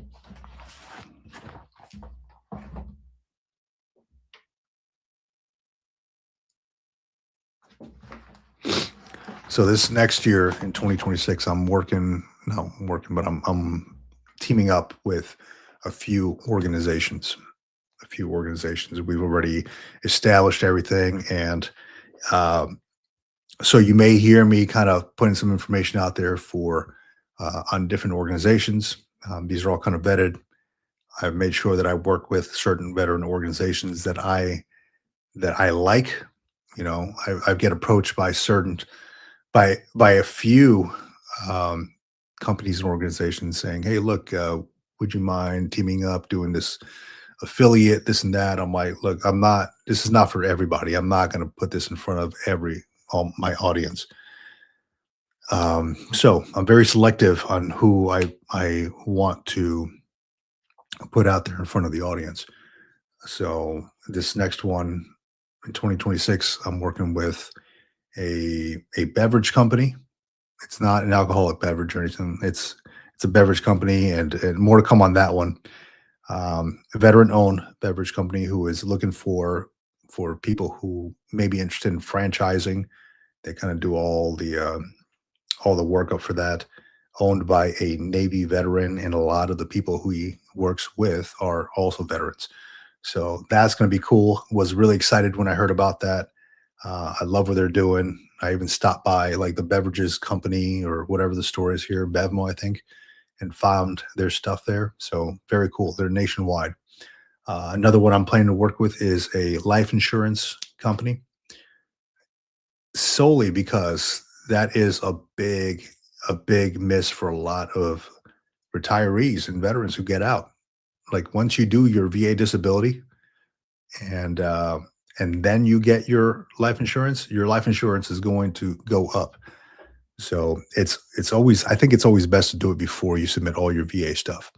And that is a big, I guess, mistake that I see a lot of folks who leave the military do, is get their life insurance after the fact, and they pay premiums for it. You know, so teaming up with some of these folks and getting the word out about that, and also teamed up with a Space A website. It's run by an Army captain. I'm sure you heard me talk about it on here. It's called EB Travels, named it after his daughter, EB. EBIE Travels. And what this dude does is he took Space A. Like, if you're a retiree, if you've ever taken Space A, you know what I'm talking about. It's like a hit or miss. Sometimes you got to wait for it. Sometimes you may not make that flight, depending on how many open seats they have. What this dude did was took all of the terminals, and then he put it on a website, easily accessible. It gets updated every 20 minutes, so it'll tell you the latest stuff, and it will push out updates to you every week on whatever terminals you choose to fly out from or fly out to. I'll put the link on here. EB Travels. Let me make sure I'm right. BAMS's. There we go. EB. There we go. EB Travels. Awesome. And if you use code Green Logbook, you get 20% off. It's It's like $5 anyway, and I think he has like a 45-day free trial or something. So you can try it out for free and see if it's for you. Code Green Logbook. Code Green Logbook. Definitely check it out. Big John Lou. Bam says, yes, I can't let that go, dude. I can't let it. It's little things like that that you can't let go. I'm constantly saying it. I don't know why. Like BAMSIS, right? And we know what it stands for, right? Begin the planning, arrange recon, make recon, issue the order, supervise. But it's become a part of my natural vocabulary, my everyday vocab. Let's see what I got here.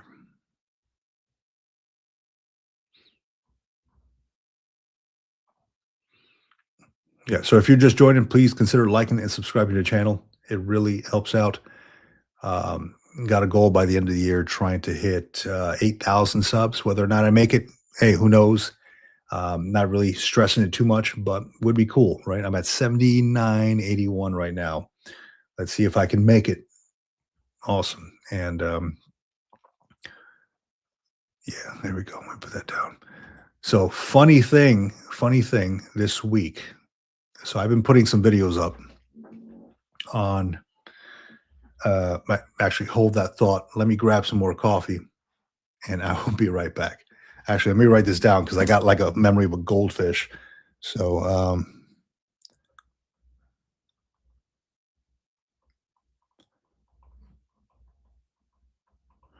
yeah, let me write that down. And let me do this. Let me put a be right back freaking little screen here. So if I could figure out how to do this trash.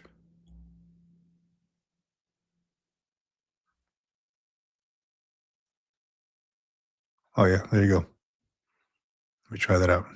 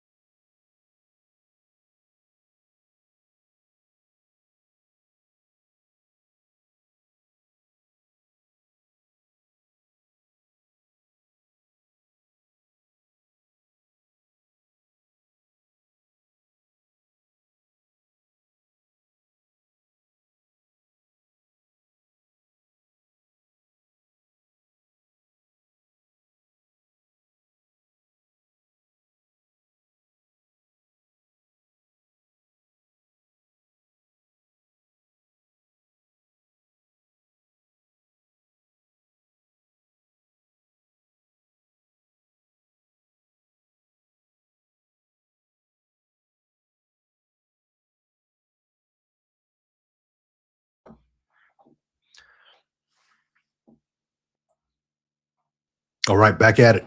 Here we go. Had to get a coffee refill here real quick. Is this thing on? Good. Test 1, 2, 3. All good. Yeah.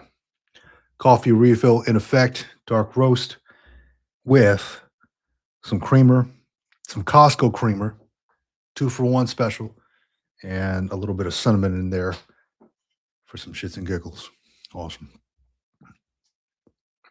All right. So let's do this here real quick.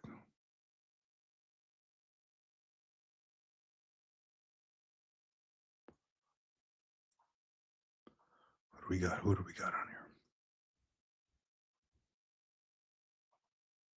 Shut some of this stuff down. Awesome.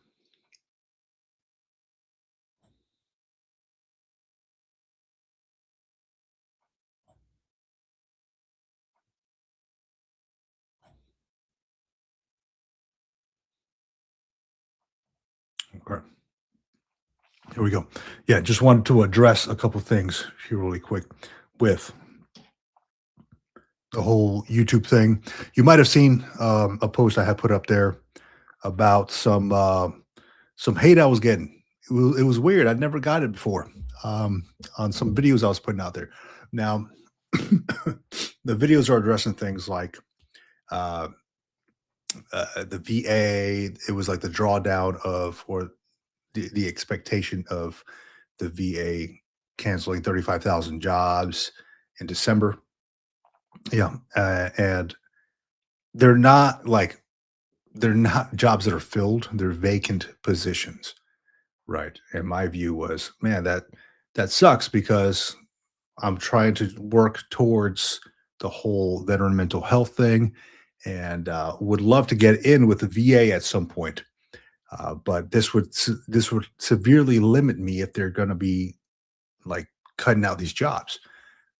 So, and then I think Doug Collins came out and he presented his response to all that stuff on the Washington Post, talking about how yeah, these are not vacant or these are not filled positions. They're just vacant jobs. And I'm sure that like the VA is paying for it costs money to put stuff out there, right, on USA Jobs and try to search for people. And some people don't fit in well. So we got to go to the next one. That costs money, time and money, right?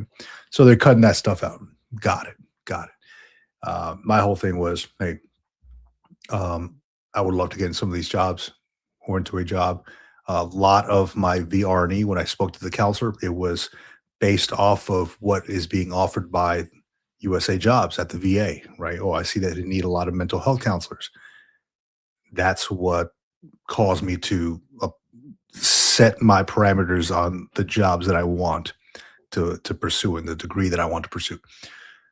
Um, with that, I put out these videos, and holy crap, I was getting some real hate on this stuff, right? Folks, a couple folks right out there talking about, you're a scumbag, this and that. I'm like, well, to each their own. If you don't like the video, don't look at it. Whatever it is, I'm not forcing to watch my damn videos. Thank you for the views, though. It really helps with the algorithm and all this stuff. But man, these people were kind of on my behind on posting all this trash. So big thing. Hey, thank you all for being here. If you don't like the videos, you don't have to watch them. All good. If you do, hey, you're more than welcome to come into the community and hang out for a little bit. It's all good. Just it was just a little odd because I had never received anything. It was never something that I've encountered really online. I don't really respond to it. I don't know. I've not gotten it before, so it was kind of a little bit new to me.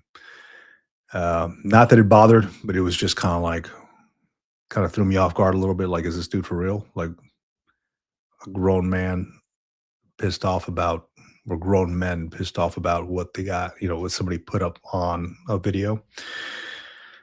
And that's what your life revolves around, dude. Like, is everything okay? Would you like to have some coffee and camaraderie with some veterans and talk about what you got going on in life? It's just, it's insane the amount of care that people put into things that really they shouldn't.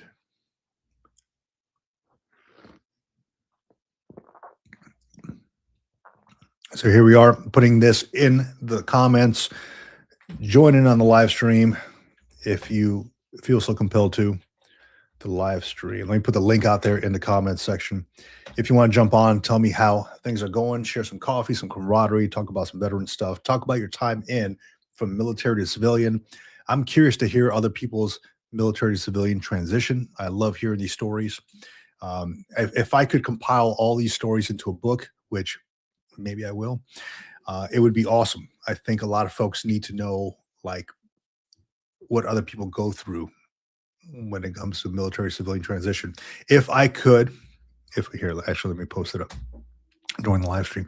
If I could do it anyway, I would walk into a TAPS class or a TRS class, and I would stand up in front of there. I would have a panel of 4 or 5 veterans or retirees, and it's just question and answer period.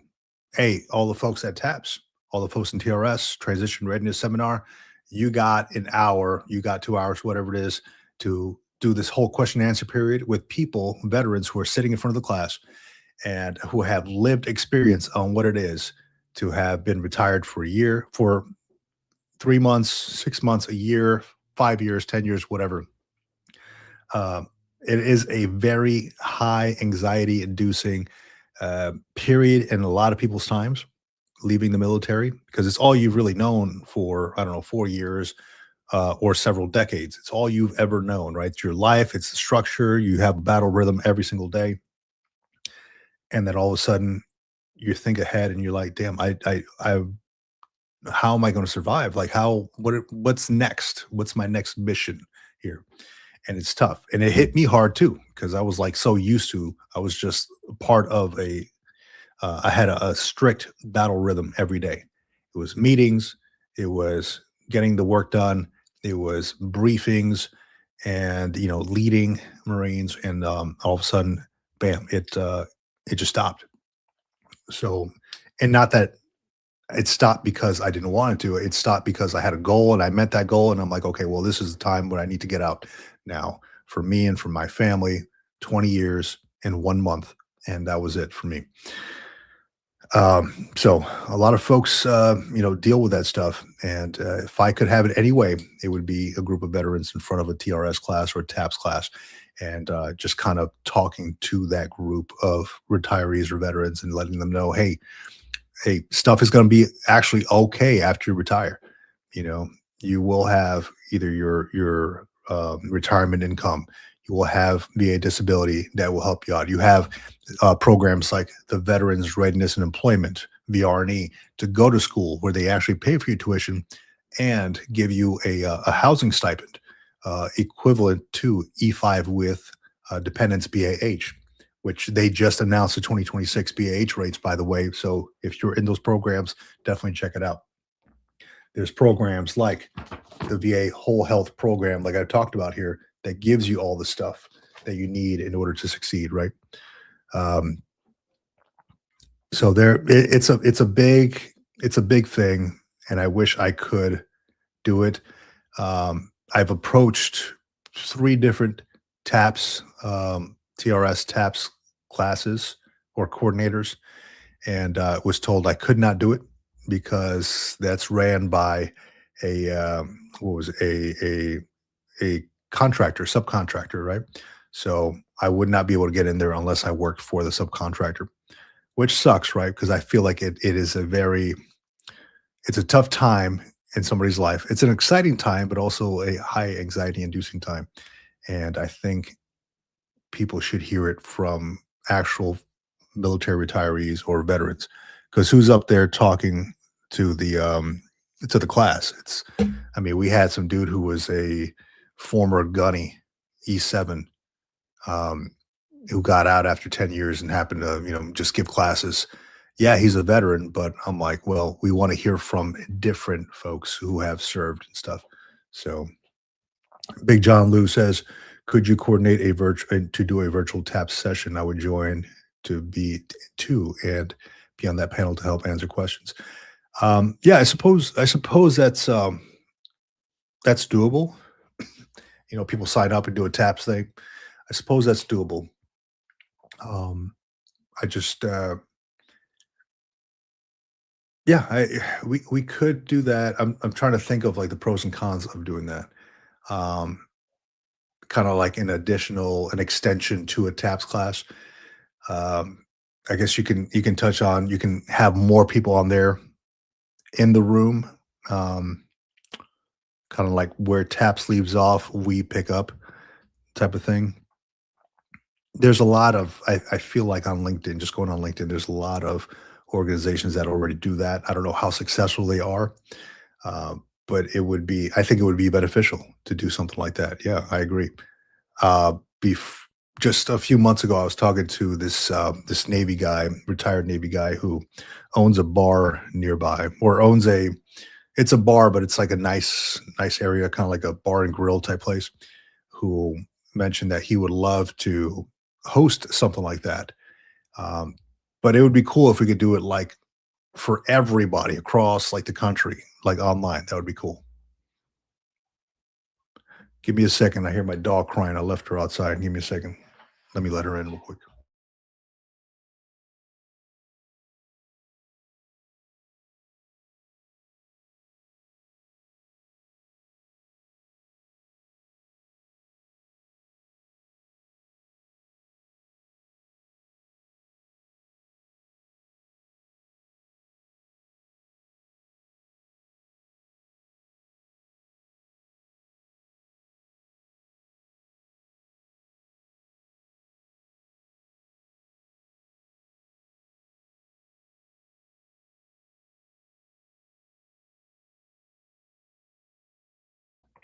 Back at it. Yep. Had to let the little dog in. She's outside whining. So yeah, great stuff by Big John, man. That is something that we could do. Definitely, I'm not opposed to it. It would be cool to bring folks on for a virtual taps class, kind of pick up where actual taps left off, because I think that there's a whole lot more to learn than just resumes and interviewing skills. It's also the mental hit that people take. The whole anxiety inducing thing. I'm not a therapist. I'm not a licensed therapist or anything like that. I do a lot of research on like human behavior and the veteran military to the civilian transition. I love researching that stuff.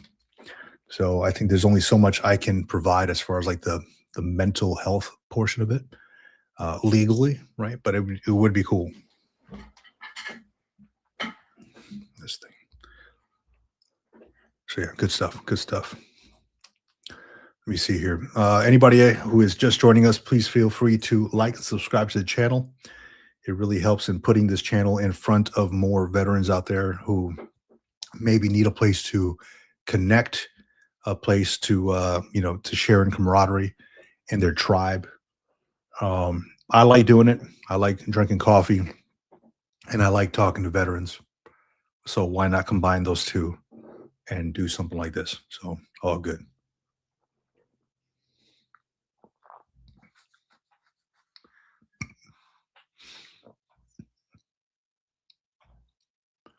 Let's see here. What do we got here? What do we got here? So yeah, VA Whole Health. I talked a little bit about that. Curious. Also, I'm a part of a book. I wouldn't say book club, but a group of folks that like to read and share insights. Curious if anybody here is into that stuff. I would love to bring something up like that and potentially read something. It doesn't have to be.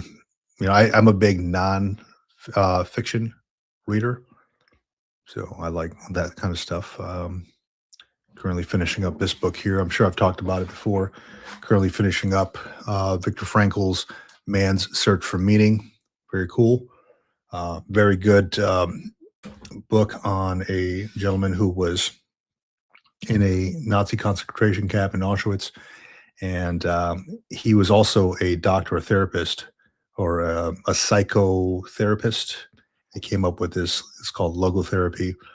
And he kind of analyzes the mindset of people in concentration camps versus, um, he mentioned something to the effect of, a lot of folks didn't know how to act after being in the concentration camp so long because that's what they were used to. But yeah, very cool book. Viktor Frankl's Man's Search for Meaning. I gotta get some better headphones, man. This thing suck.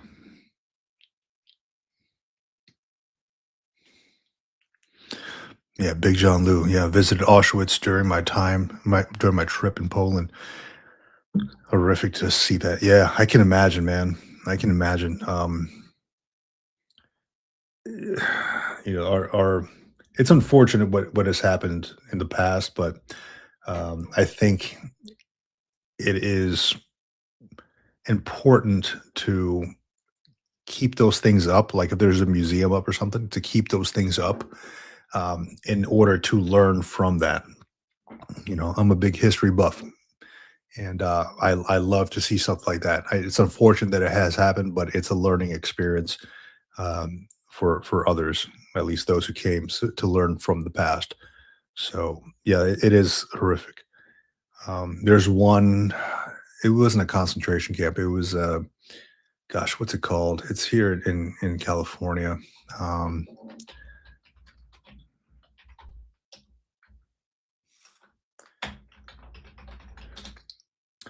it's called Manzanar National Historic Site. Manzanar. So Manzanar was I guess they call it a concentration camp.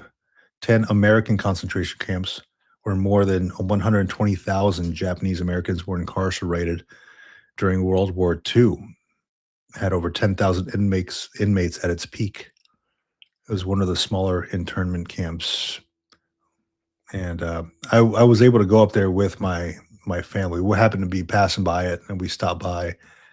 Um, there's my wife's side of the family is part Japanese, so you know, there's a pull for it. There's a pull to it, and we wanted to learn about it. And it was just kind of terrible. The facilities were like kind of crappy. I mean, they're not going to live in anything lavish or anything like that, but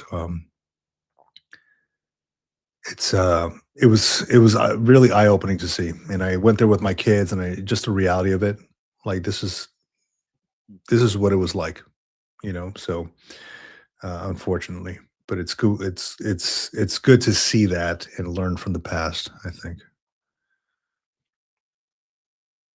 Yeah, Boston Rob. Yeah, internment, absolutely. And then Big John Lou says my last name is Lewandowski, and there were 160 plus people with my last name in the Holocaust. Wow.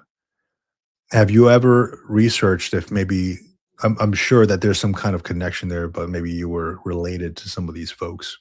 I wonder, John. Mr. Rob, how you doing, man? Good. How are you, Vic? Living life, man. Can't complain, dude. Good, good. Yeah, I got a little bit of a late start today. I meant to jump on the live stream earlier, see what you had going on, dude. But life got in the way. Everything seemed to kind of go sideways on this fine Wednesday. Yeah, I'm there with you, man. I wake up and I'm like, I have my routine in the morning. Usually I like to go work out and all that stuff first thing in the morning, knock it out. And then, of course, with the holidays coming, the wife is like, hey, I need you to stop by the post office first thing, drop all these things off that I need you to go stop by here. And then my kid's like, hey, Dad, I start school a little early today. I'm like, everything's off kilter here, man. So I get you. Domino effect. One thing goes sideways, they all kind of fall in line, right? That's right. Yeah, I heard you talking a little bit about a former Japanese concentration camp, and got me thinking. We were talking a little while back about that Kilauea Army facility that now it's turned into more of a leisure camp, like a vacation camp. But I'm pretty sure that was built to be another internment camp during World War II at one point. It might have been. I know in Hawaii, it might be on the Big Island. That's the one. Yeah. There's a camp for lepers Oh, folks with that's leprosy. Molokai. Yeah. Molokai. And there you Yeah. go. We actually used to fly over that. Yeah. I was like, and that's the thing. I don't know if it's that's still a thing, but I remember thinking like, I thought leprosy was like something from back in the day, right? I didn't realize that there was still stuff going on like that, like your skin's falling off. I'm not sure if there is anymore or if that was more of a historical site that has since turned into a, because I think it's pretty much it's a smaller inhabited island, but I believe they have normal communities and everything. But I think there are those historic sites like I know there was a chapel there because they had Yeah. you know, they had faith services and the like. They had I mean, I'm pretty sure it was a normal way of life. It was just secluded to that one disease. But yeah, it's crazy what history was like at one point. You know? Wow. Yeah. It's important. I'm looking it up right now. It says as of 2024, 8 patients still live at Kalaupapa. They're cared for by the Hawaii State Department of Health. And that is where people with Hansen's disease or leprosy live in Hawaii. That's insane, man. I haven't thought of that in years until you just mentioned that just now. But no, as far as the internment camp on the Big Island, I haven't heard of that one. No.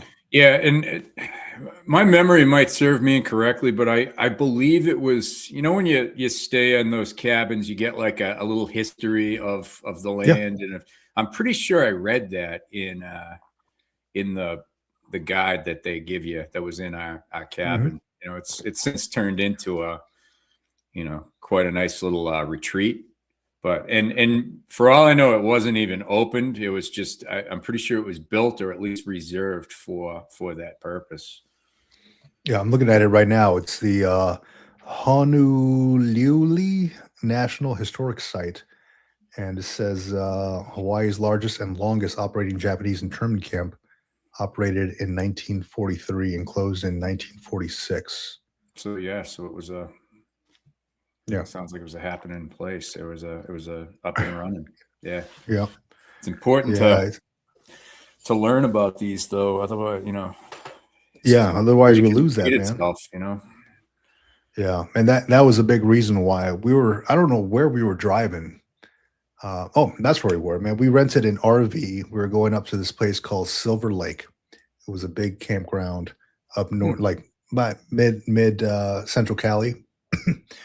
And we happened to pass by that internment camp, that Manzanar internment camp, Japanese internment camp, and just kind of pulled the RV over. And I'm like, hey, I'm curious about this because it was just kind of like barren desert and just these little cabins, these little wooden sheds. It looked like, right? And Manzanar, and then my wife is like, oh, that's the Japanese place, right? Let's pull over. And we went to go look at it. It was a very sobering time. You know, it's not like usually I like to get out and make videos or like take pictures. And I'm like, I might just leave a camera in the car for this one. Cause it's just, I just want to read about it and just be there. It was crazy. It was crazy to see that. Another one was, it wasn't an internment camp, but it was when I was in Virginia going to Monticello, Thomas Jefferson's house. Yeah. That one was like the house is incredible. The grounds are amazing, right? And the parking lot. So you park. There's overflow parking lot in like the this dirt area, and I parked next to it was a slave cemetery, and it was just kind of like in the middle of the parking lot around a tree, and a lot of them like they identify who they can identify, right? But a lot of them were not. You don't know who. They just know that there was somebody buried in there. But you walk through like the housing that they had. Like it was just sheds with little like bed. It wasn't even a bed. It was like a piece of wood with, you know, just a mat on it. And just the living conditions sucked, right? They're terrible. But you actually get to walk through them. And I couldn't imagine like, hey, living like that, you know, and just having to deal with that trash every day. It really is eye-opening. That's one place I want to take my kids to, is like going to Monticello, seeing like the grand home of Thomas Jefferson than going and seeing like the slave quarters. And I'm like, damn, that what a contrast. Yeah, they have something similar to that. I can't remember if it's Mount Vernon, maybe George It Washington. might be. Yeah, I'm sure they got something like that out there. something similar. Like there was mansion-like quarters for the owner, and then Yeah. They're the complete opposite. If you can even compare the two, if you can even contrast the two. Yeah. So it very much is eye-opening, and I'm glad they have those things open and still up and running. I mean, I learned so much, and I love learning about that stuff. And like, I'm a big history guy myself. And it was, I immediately thought like, I got to bring my kids here to see this, to learn. I mean, you can read it in a book, but it's not the same as walking the grounds that other people have walked before, you got to touch that grass, right? Right. Yeah. So yeah, it's incredible, man. And it kind of sparked it up when I don't know if you've read this one here, man. Man's Search for Meaning, Viktor Frankl. I'm going to pick it up because you've been touting it a lot, so it's obviously, impactful. It's good, dude. So. It's good. I had another one here and I found it in a box because I knew I read it years ago. And so I ordered this one on Amazon, and I'm like, just thinking that I lost the other copy, and then I found it.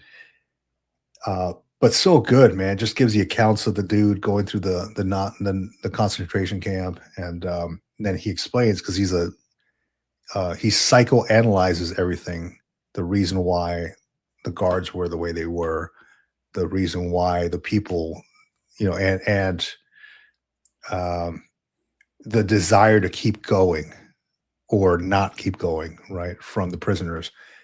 And I highlight a whole lot of stuff on here, but I mean, I don't want to put it in the same context as this, but there's a lot of similar ideas that he puts on there with like veterans who get out and try to find their tribe or like another connection, but they cannot find it, or they have trouble finding it.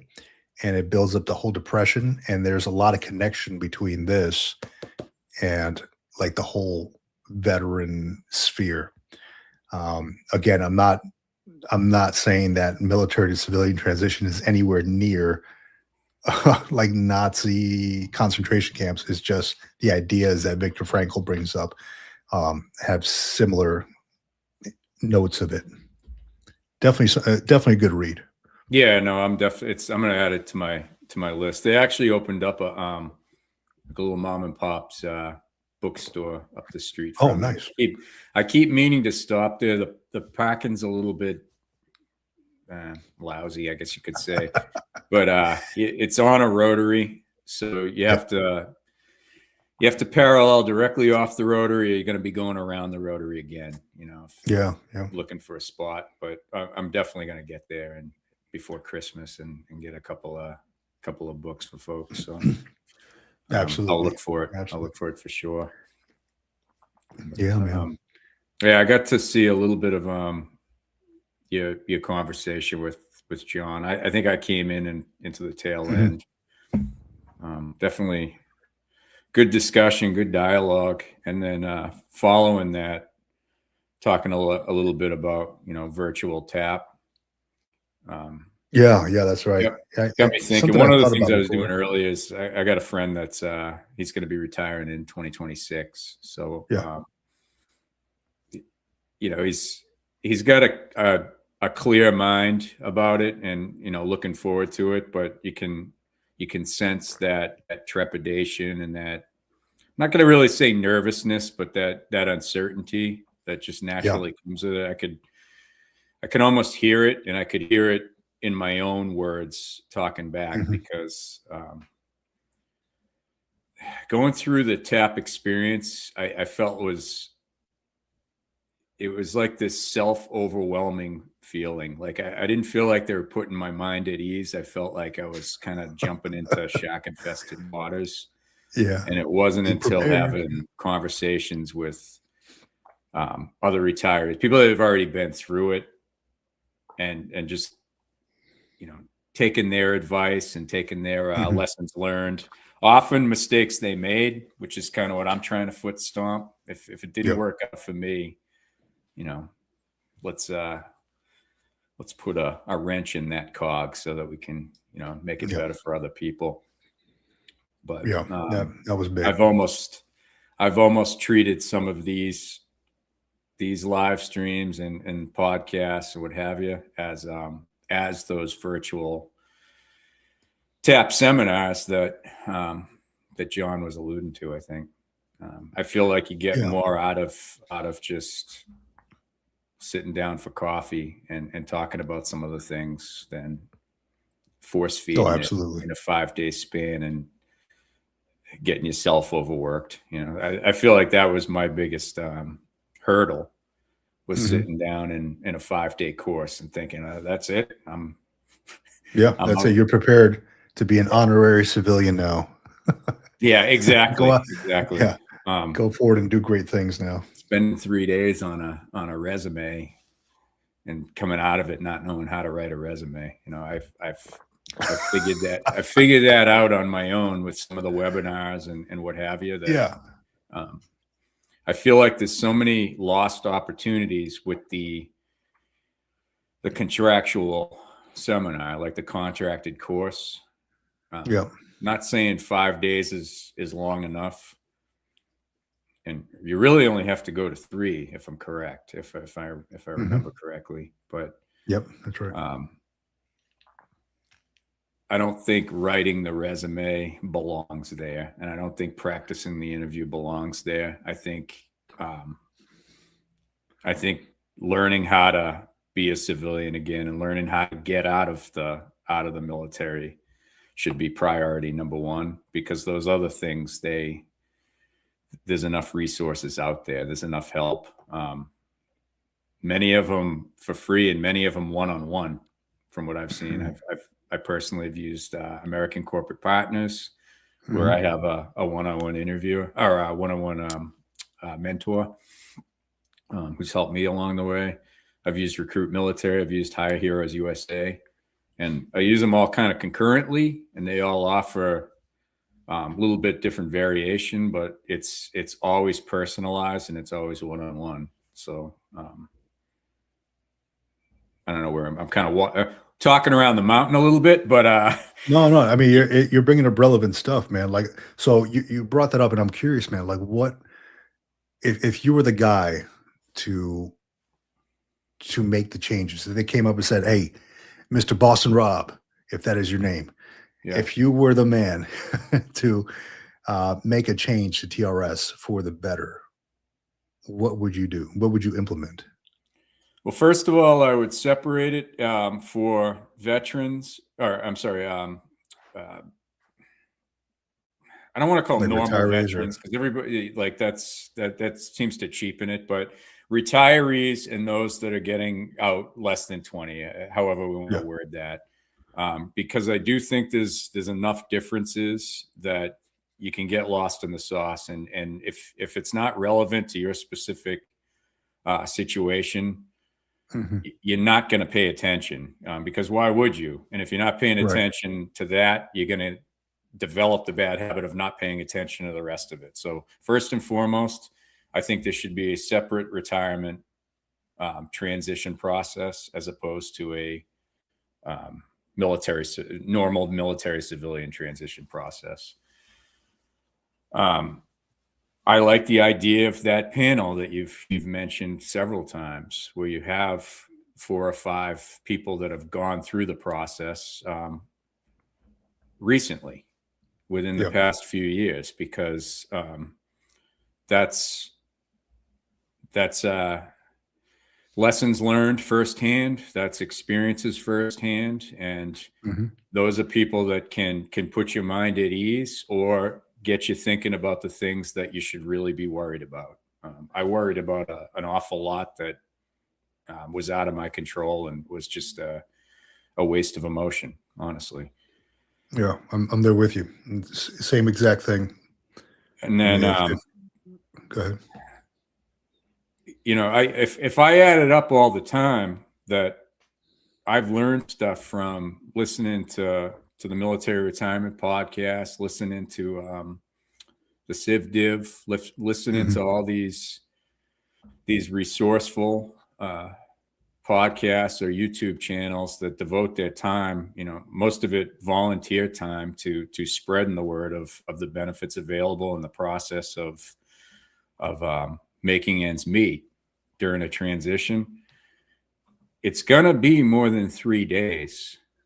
Yeah, I think the 3 days of writing a master resumes, I don't even know if those are a thing anymore, because we have so much technology that if here's your experience and here's the job description, you should be able to write it on your own. If you can't, ChatGPT and ChatGPT Premium, if you're a transitioning veteran or a recently transitioned veteran, exactly, free, is going to be able to do that based on your experience and help you with that.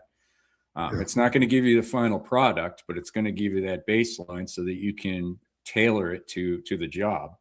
So, I mean, I spent 3 days on a master resume, and I've never once looked at it because I don't need to, because I know what I've done. And if I look at a job description, I can tailor my experience to exactly what it is based on evaluations, based on awards that are written, based on all my notes to write those evaluations, you know, like that. That's the stuff that I know. The master resume, that's been sitting in a file I can't even find. And I spent 3 folders days. within folders. Yeah. So not to knock on everything I learned at TAP, because I did get some very good things out of TAP. I went a few times, and each time provided a little bit more. I got to network. I got to meet in person who would eventually be my VSO rep.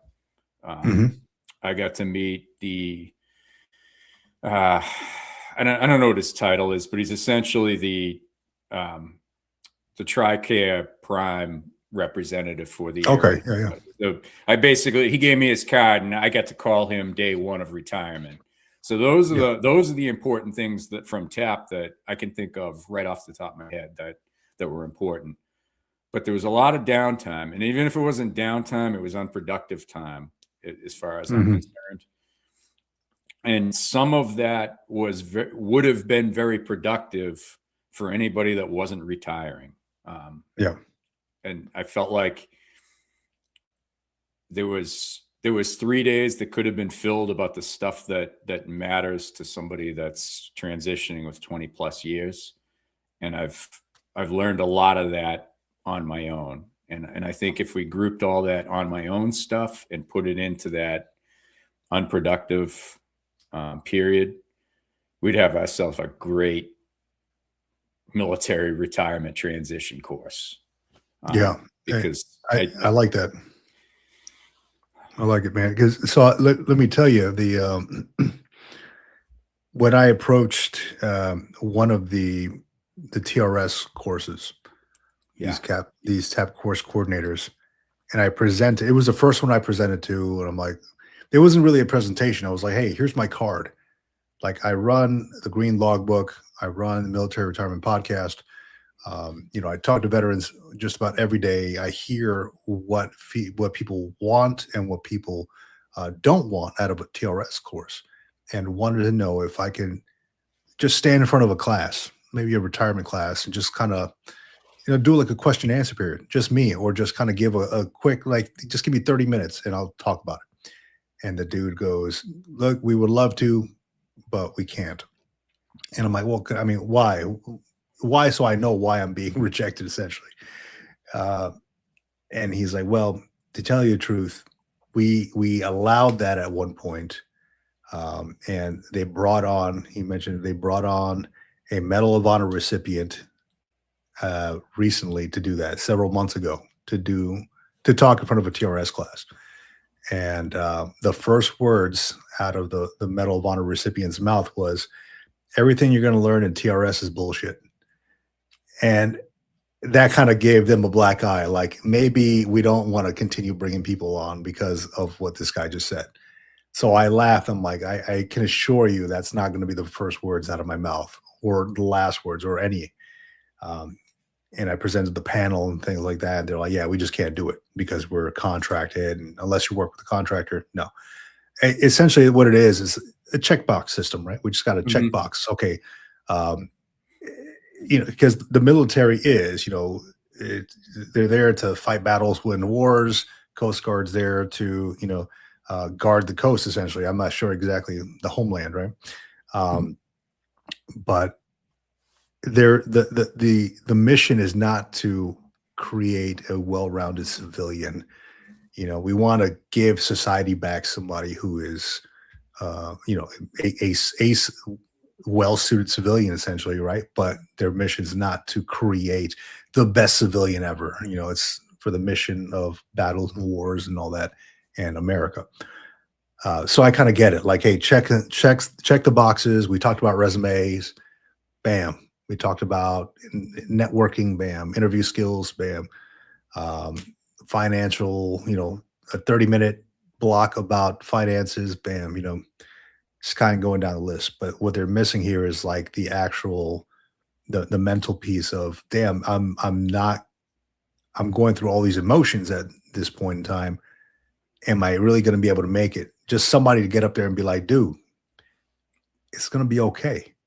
You're going to be Yeah. all right. Why? Because I've been there. I've had the same emotions and I came out on top. He came out on top, et cetera, et cetera. So it's just not trying to hold hand or anything like that. Just be like, hey, just kind of have a conversation. That's it. Just, you're going Yeah. to be all right, man. And that human to human interaction instead of just a check in the box. Because I left with a lot more questions than I had, I think. I asked a tax question at one point because I was going from Florida, no state tax, to California, state tax. Had a tax question. They're like, oh, go to this website, talk to a financial counselor. I'm like, but you are the financial counselor. I was talking to the financial counselor. So yeah, there's a lot that's missing there, man. There Yeah, is. and I guess I have some heartache with the fact that it even has to be a contract, because there are offices in all the, no matter what branch you're from, there are offices Mhm. devoted to work life and family readiness, and that's what this program is driven from.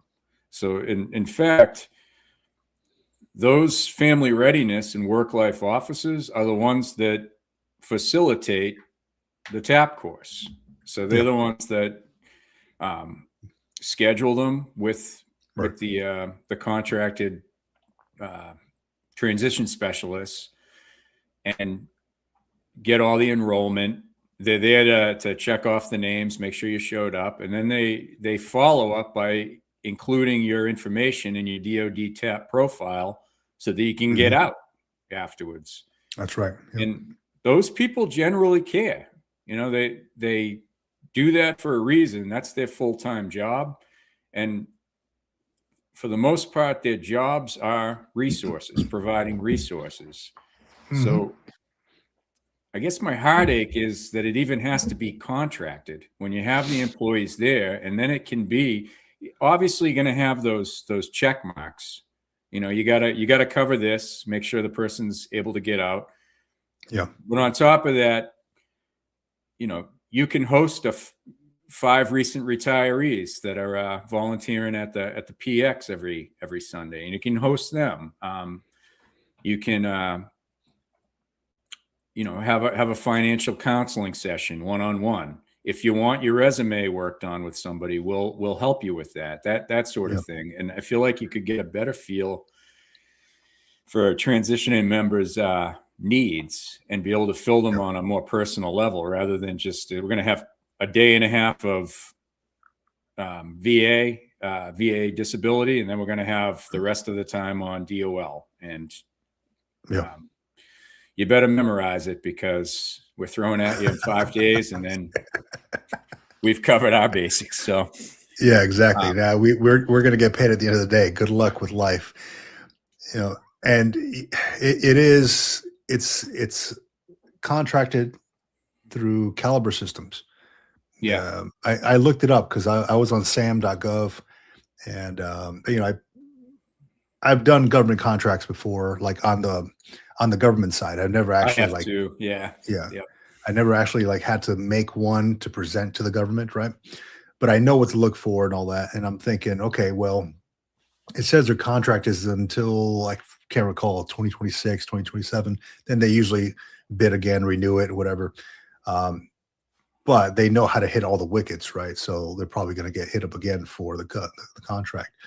And I'm thinking, man, if there was a group of folks that, like, for one, knew how to do the government contracts, for had a passion to help folks like that, and the TRS, and could potentially, I don't know, knew the business side of it, where they can hire folks and then get them out across the nation or whatever, and do these classes, there is a big potential to give this contractor, a run for the money as far as building something a little bit better. Because right now it's just checks in the box, and I'm like, I'm sure I can get a group of people to come together and make a lot better TRS tap system than what's currently going on right now. I'd argue you're doing it now, Vic, you and John together, because that's essentially just got to get there in front of that product those folks. that you put out. Inviting guests that are like Vets in Tech was a great. I knew nothing about Vets in Tech. That would have been a great opportunity for my first TAP class that I could barely pay attention to because I was an emotional wreck. This is 2 weeks after submitting my retirement letter, and I'm the last thing I'm thinking about is the presenters in front of me. But I do remember that the room was full, and there were a lot of folks that were going to be pursuing, whether it was tech certificates or degrees, potentially jobs as well. And I knew nothing about it. That would have been a great opportunity to plant that. But, opportunity missed. I am grateful. So I did the TAP a few times. I think I've said that over and over. But the second time, it must have been the DOL facilitator, because he was there for a few days. But he was recently retired, and when I say recently, and within the last 5 years. So there was a day that he just, he's presenting the course as he should be, and he's throwing in little extras of things that he's learned and have worked for him. Not to present them, but to just write this one down and then look this up, like a foot stomp type thing. We can talk about it, like those sorts of things. I did get a lot out of him, and the second or third time, it wasn't that same course, because I remember it was a different building, but the VA portion, he had recently retired from the Army, and I remember him opening it up like he was numb to all this. He had no idea about any of this. So what we're going to do is we're going to work on the stuff that I missed so that you don't miss it, that sort of thing. So every TAP session I went to had benefits, but most of the benefits, I'm not going to say we're going outside of what they had to do, but we're added like a little bit extra. It was like just a little bit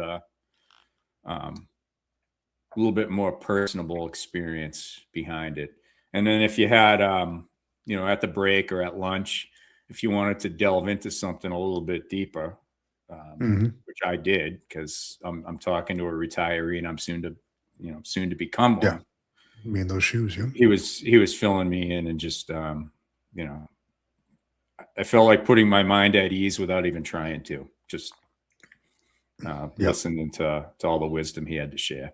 So yeah, definitely had benefits. I just think there's most of the positivity that I spread now about the process I got from outside of that 5-day transition period. Yeah, there is definitely a lot of self-education when it comes to that. Yeah, trying to find your own path, right? Again, they're not providing everything for everybody. They try to make it tailored, right? Like if you're trying to go entrepreneur or this employment track, things like that. They try to make it tailored. Some, like you mentioned, some TAP classes don't have a different one for retirees versus just regular veterans getting out, like first termers, second termers. The one I went to did, so that was a good part. Yeah. My retirement class was like there was like had to have been like 50 people in there, all different ranks, Navy and Marines, right? Um, That's but great. yeah. But when you go through like the interview thing, right? The interview class, that was a freaking joke, dude. Half the time we're just freaking laughing it up, cutting up jokes and stuff at the table, right? All right, let me interview you. You interview me. What I would love to see is like this is actually something maybe I started or something like that. I don't know, but an interview prep course. Like, hey, like dress up, act as if I'm actually interviewing you, and we'll sit here and I'll fire off questions. I'll do research on whatever job you're trying to apply to before you actually go to the interview, and I'll fire off questions to you to make sure that you're prepped, give you feedback, honest feedback, ways you can improve, etc. So that would be beneficial. I don't know if that. I'm sure places offer that. Yeah, so Hire Heroes USA does that. Yeah. They're more for both personal and they do their own web courses as well. So those are a little bit less frequently. If I had to guess, it's probably quarterly, about an hour webinar session. But they assign you a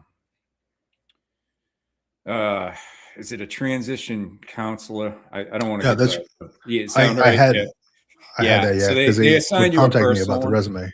And if you begin the interview process or no one's coming up, what they can do is they can assemble an interview team to host some mock interviews for you. Okay, that's good. I have not taken advantage of Hire Heroes USA, that service, but my assigned counselor has offered it up every time. She checks in like Excellent. once a month. So I know that that's available. There's also a course, again, a little bit less frequent, but probably quarterly, with Recruit Military. That one I have taken. That's a good one. And then looks like John's mentioning the mock interviews from Hire Heroes. Yeah. So concur. I haven't done it. But if anyone has any experience, please chime in. They can't be that bad. They've got to be beneficial. Yeah.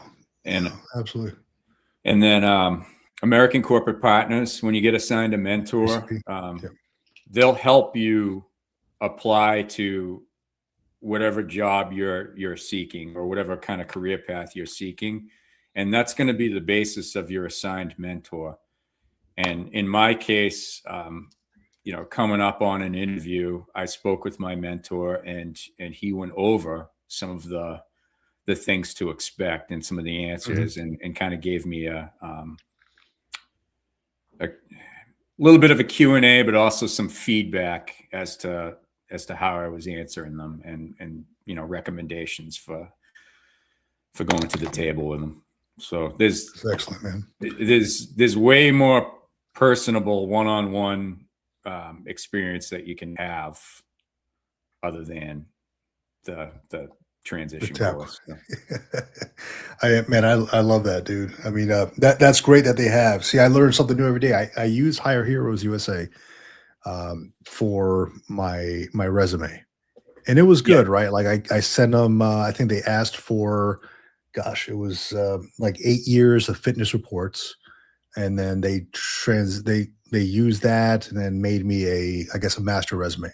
A lot of things I had to change and all that stuff, but that's fine. I can do that on my own. Change the wording, what abbreviations mean, and all that. So that was good. I didn't know about the damn the mock interviews, so that's beneficial. That's beneficial. Yeah, Hire Heroes USA. Again, I haven't used this service, but it's always offered to me every month. They'll also do a LinkedIn review for you if you don't have. I'm awful with social media. I caught on way too late in the game, so I'm kind of picking up the pieces as I go.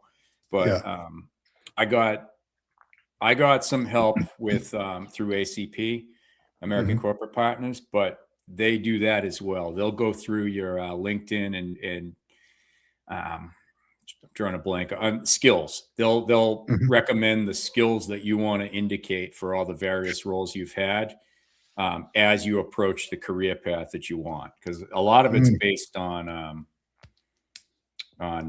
what you list your accolades to be, or what you list your skills to be. So Yeah. um, that's another service. Yeah, these organizations, they provide everything you need to know. You should probably just be told where the resources are, and then they can move on to the next thing and Yeah. Right. put your mind at ease. You know. That's it. Um, That's it. Like, hey, you got this issue. You go here. Go here. No, that's excellent, man. I like what RWD channel on there put in the comments as well. You've got to be your yeah, own best advocate. Yeah, nobody else is going to do it for you. absolutely. Um, Yeah. Yep. there's an excellent quote. I just told my kid this yesterday because he has finals this week, and he was playing his video games. And I'm like, dude, we got to lock in, man. Um, I can't remember where I read this. I got it written down here on my whiteboard. Nothing will work unless you do.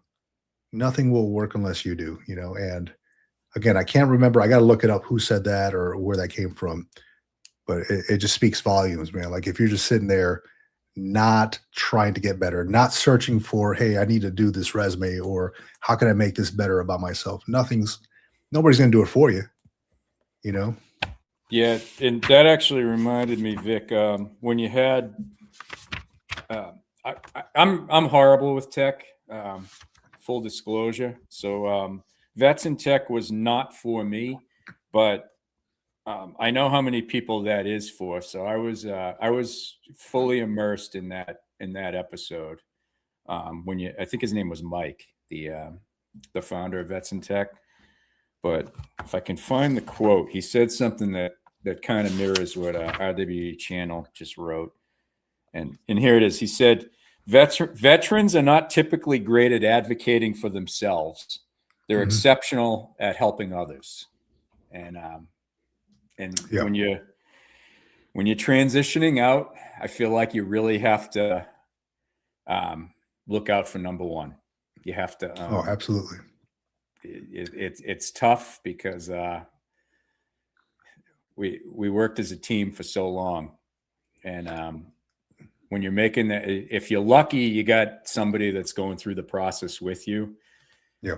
But it's unlikely. That's when you really can feel alone. So you have to be your own best advocate, like RWD Channel said. So Yeah. No, I agree, man. I like that. I think I had a little bit easier than some others. So as I was going through the whole retirement thing, I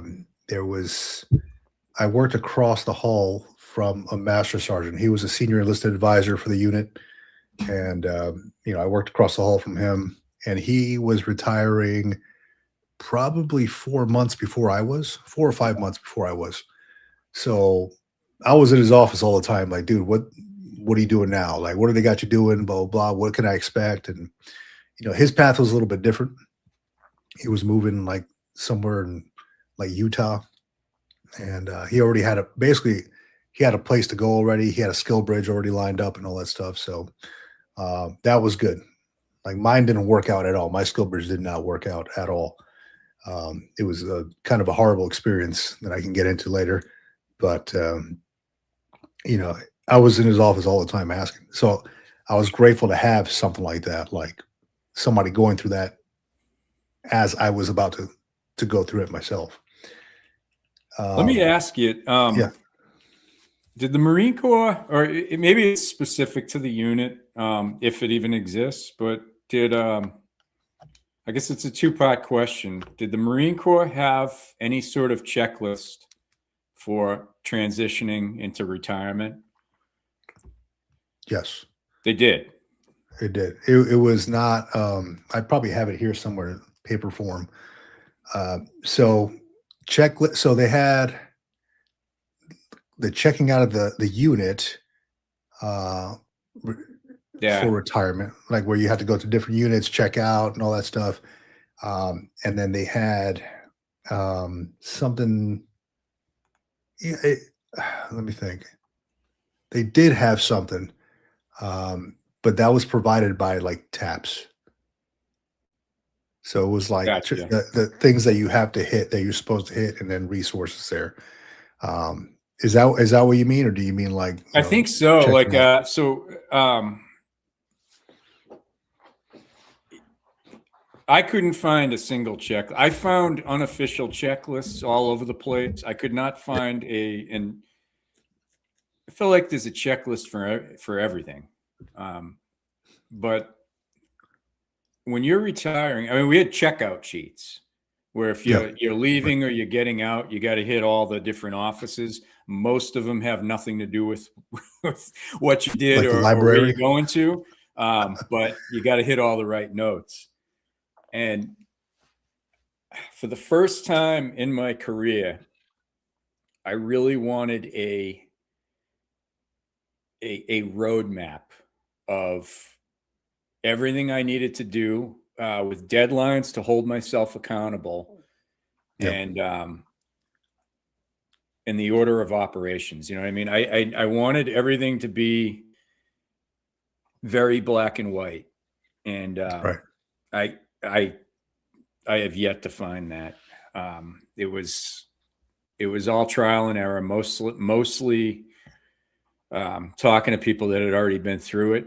My disadvantage was that I was speaking mainly with civilian employees who were previous retirees, and they were years removed. So they were giving me their best answer, but memory's a little bit cloudy. So I developed my own, and I basically compared it to, I used the checkout sheet. I remember using a Navy retirement. I'm not going to call it a manual. It was more like an instruction, but it wasn't in itemized form like I was looking for.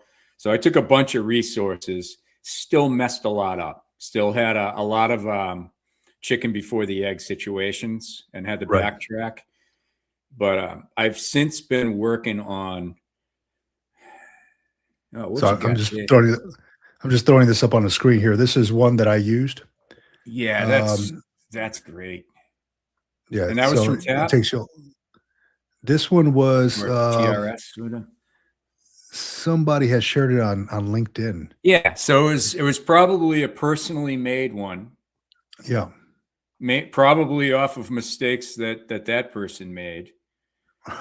Sure.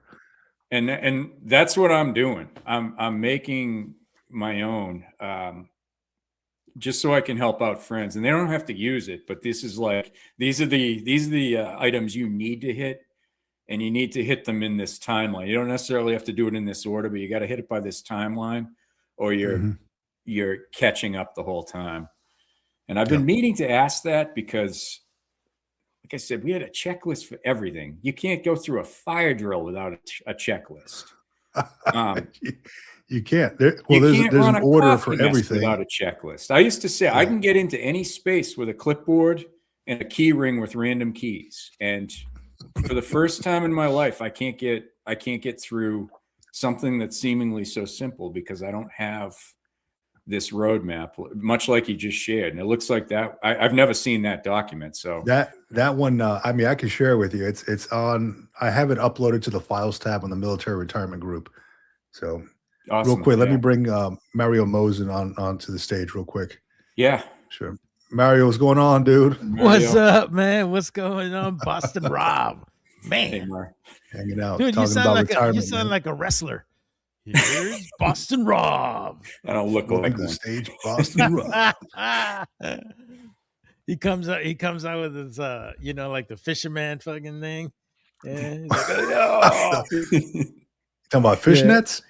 No, man, he's coming out with that the like that yellow what do they call those things? What, the vest, the vest with the like to protect them from all the elements and stuff. Yeah, man. Oh, man.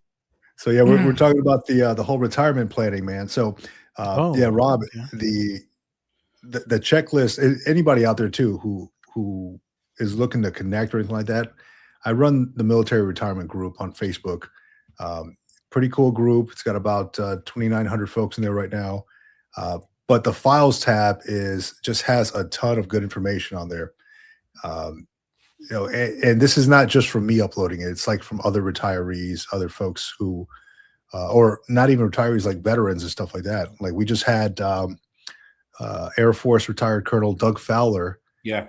who wrote the Cola Trap in the Air Force, right? He wrote the Cola Trap, and people swear by this, right? Like there's a certain time that you have to retire, or else you're going to lose out on tons of money. In reality, it's not tons of money. It's several hundreds of dollars over the course of a lifetime, maybe even $1,000, something like that. But he did all the freaking research on this stuff. And here, I'll actually share this too. Yeah, and the other thing I'll say about that is why stay in longer if you can get out earlier and make more. Yeah. I he did all the freaking research on yeah, this stuff. I messed that up too. And you know, I'll actually I share knew this nothing with you. about the other thing I'll say about that is why stay in longer. Yeah. So I thought the same thing, right? Like get out at 20, be young. And I was 40 years old, right? I had just turned 40. I'm like, let's see what else is out there for me. And sure enough, man, I mean, like I made some mistakes. I followed the money. I talk a lot about this, right? I followed the money, having taken a contractor gig after I left the service, while I was in terminal leave, and it was way more than I was getting paid as a chief warrant officer, and it required a lot. I was in essentially a skiff for the whole day, right? No windows, just behind these locked doors, and it gets to you mentally, after a while. But I toughed it out for a year. I'm like, whatever, it was money. But then I started realizing, is it really about the money or really what I want to do? So just got to kind of weigh that stuff. I think it has to do with self sufficiency, bro. I mean, in all honesty, when we're getting out of the military, when I retired, I had no idea what the hell I wanted to do. The great thing about what I did is that it gave me a lot of skills, so I could Mhm. go either way. I could go construction side, I could go logistics side, which is what I do now. I could have gone as a advisor because something I've done as well. So it's I think is where you feel like you fit in. Um, Now you're talking about the whole transition. The transition for me was horrible. It was horrible, man. I retired during COVID, December 2020, mind you. And it was really hard for me. It took me about 6 months to find a job. And, once I got in the job, I started learning how people think, how people act. It's just a totally different mentality. Um, I hate how civilians say, "Oh, we're all a family here," but they are so easily offended by everything you say.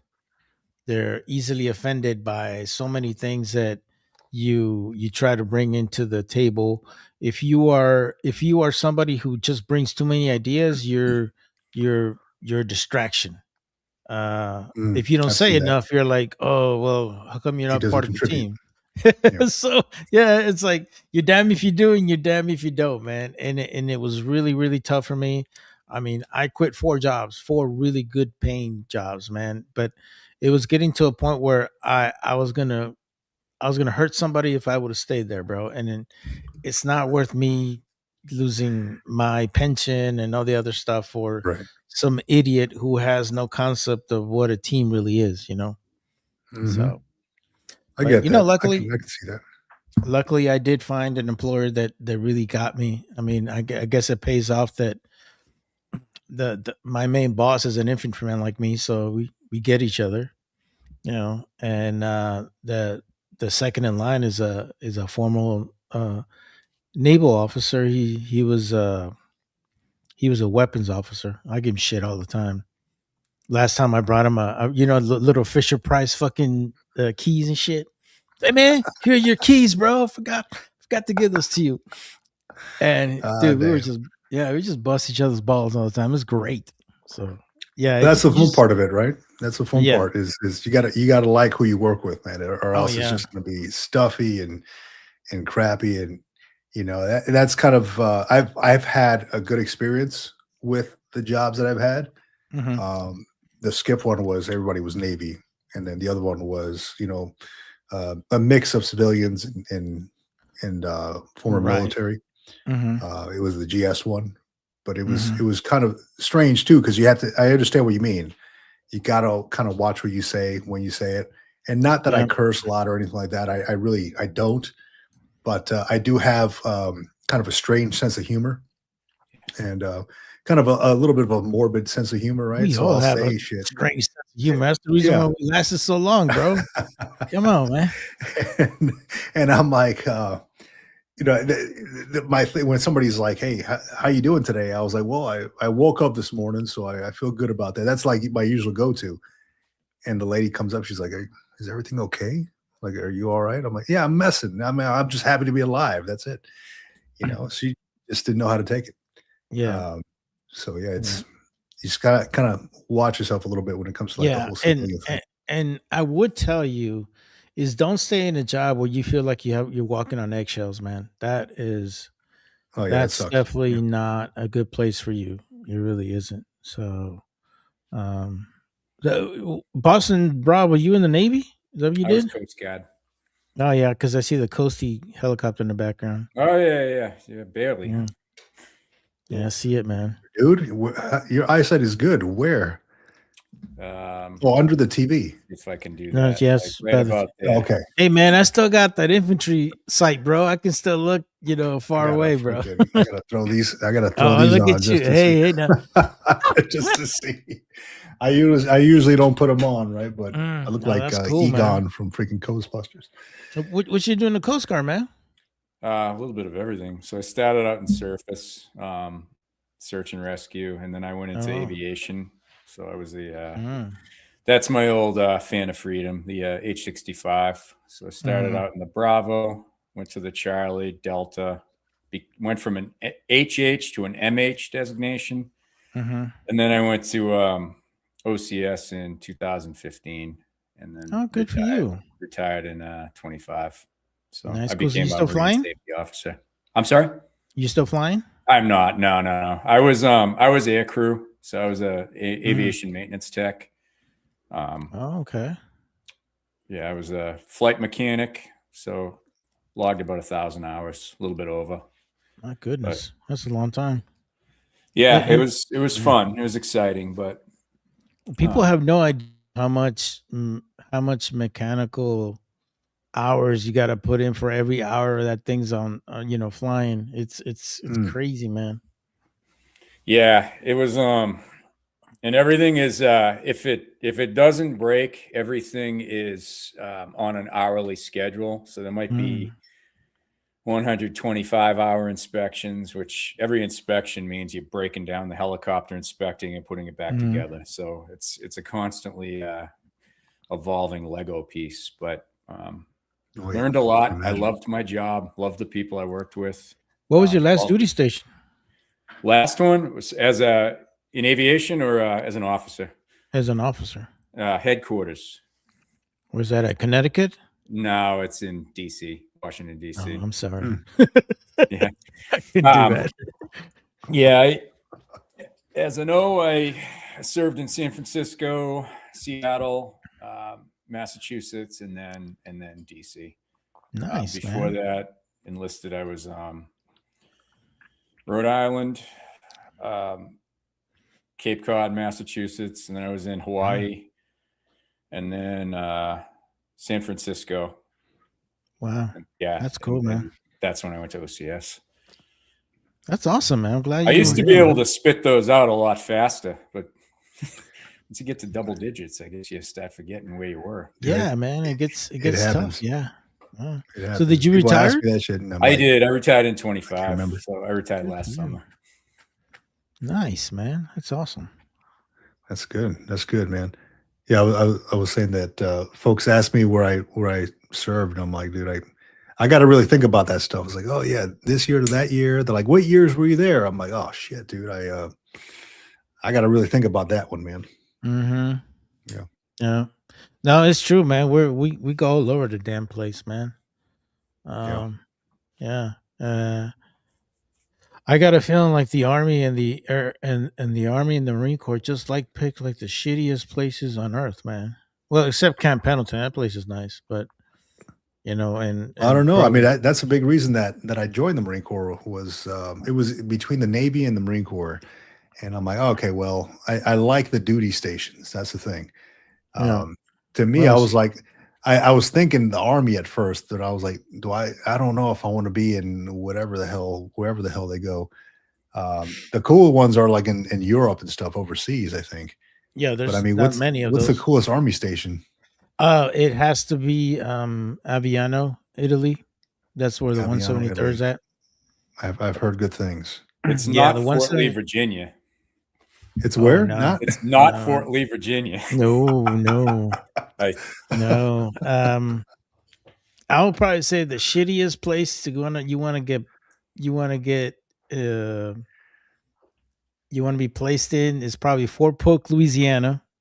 uh Fucking swampland all over the place. oh And I'll probably say Fort Wainwright in Alaska. I mean, if you're into hunting and stuff like that, it's all right. But either that or Fort Drum, New York, which is right next to the Yeah. Buffalo border, New York border. It's so those are some cold horrible and freaking high up. duties. Yeah. Mm-hmm. Yeah. I think the worst Marine Corps one is probably 29 29 palms. Palms. Yeah. 29 palms. Palms. It's scenic. No, hell. So yeah, they put it up like memes on there. 29 Palms, right? And it's like looks like a beautiful location. When you get out there, I remember going out there back in the day for a softball game, right? It was like this Marine Corps softball game we were playing, and it was nothing but like barbershops and strip clubs and bars, like on this little road. And then just like it looked like Mars, dude. It was like nothing, just desolate land. I was like, man. And then they mentioned before I got Miramar, before I got San Diego, they had mentioned, hey, you got orders to 29 Palms. And I'm like, oh, hell no, And I really quick, dude, I talked to a buddy of mine and we made a whole switcheroo because he had family out that way or whatever. So it worked out for him. It worked out for me. So I'm like, thank goodness that worked out, dude, because 29 Palms, dude, I don't know about that. Yeah, a lot of the Coast Guard, we call them C schools, but they're like specialized training. A lot of those Mhm. are we use DoD. We get a few seats in the DoD Yeah. offerings. So Fort Lee, Virginia is the Army school I went to. I've been to what's the one in Biloxi? I think it's Air Force. Is Keesler or Key? I think it is an Air Force Yeah, one. that's the I Air don't know the Force. name of it. Yeah, Air Force. That wasn't bad. That was hot though. Been to Pensacola a couple times. Trying to think of the other ones.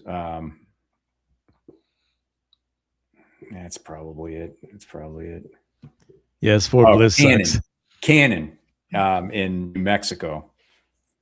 Went to a soldering school there. Oh.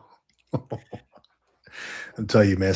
The best one, I think, the best to be stationed in the Marine Corps, I think, is Hawaii, Kaneohe Bay. Kaneohe, the Clipper Yeah. course.